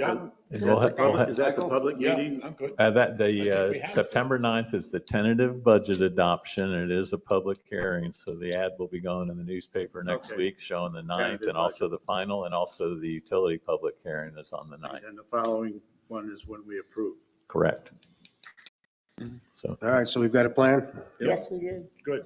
I think when you look at the carry forward and that increased income, you'll just take a breath and go, hey, maybe next year we don't have to go up 5%. Well, and that's going to be interesting data. The meter guys are going to make a presentation, not the meter guys, the utility guys are going to make a presentation at the next meeting Yes, for the public. right. And at that meeting is when I'll ask them their opinion on doing a special charge to unfinished lots, if they think that's something we could do. Oh, I think we can do it. Who's going to do this? I'm going to ask them. Okay. Ask whom? Rate consultant. The And they're consultants. familiar. Oh, rate Yeah, consultant. they're Okay. familiar with that. I'm going to Like I ask said, them their it's- opinion of it, and that'll be the start of the conversation that we'll have to take care of that. It's certainly not going to be something we're going to address in this budget. It'll be for next year's budget. So, That's a good question. huh? That's a good question. You got to ask that. Yeah, we got to find out. Yep. Yep. Anybody And got I've already anything? I've already posed that to them, so they'll be ready to discuss it and what communities do it and what their typical charges are for it. And it would be based on that capital investment of the cost of those lines. Anything else? Adjourned. Yay, thank you. 10 to 12. 11:50.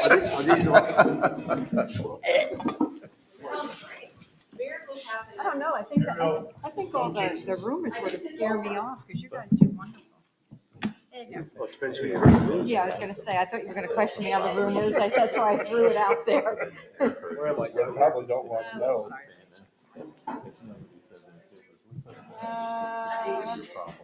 I'm gonna say yes, right here.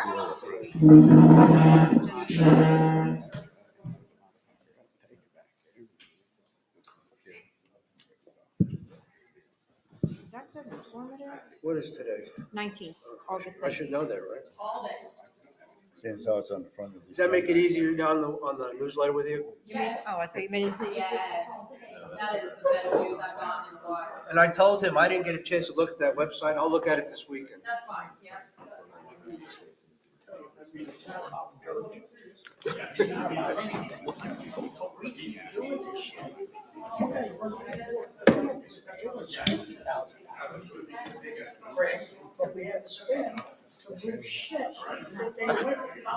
The only reason that it's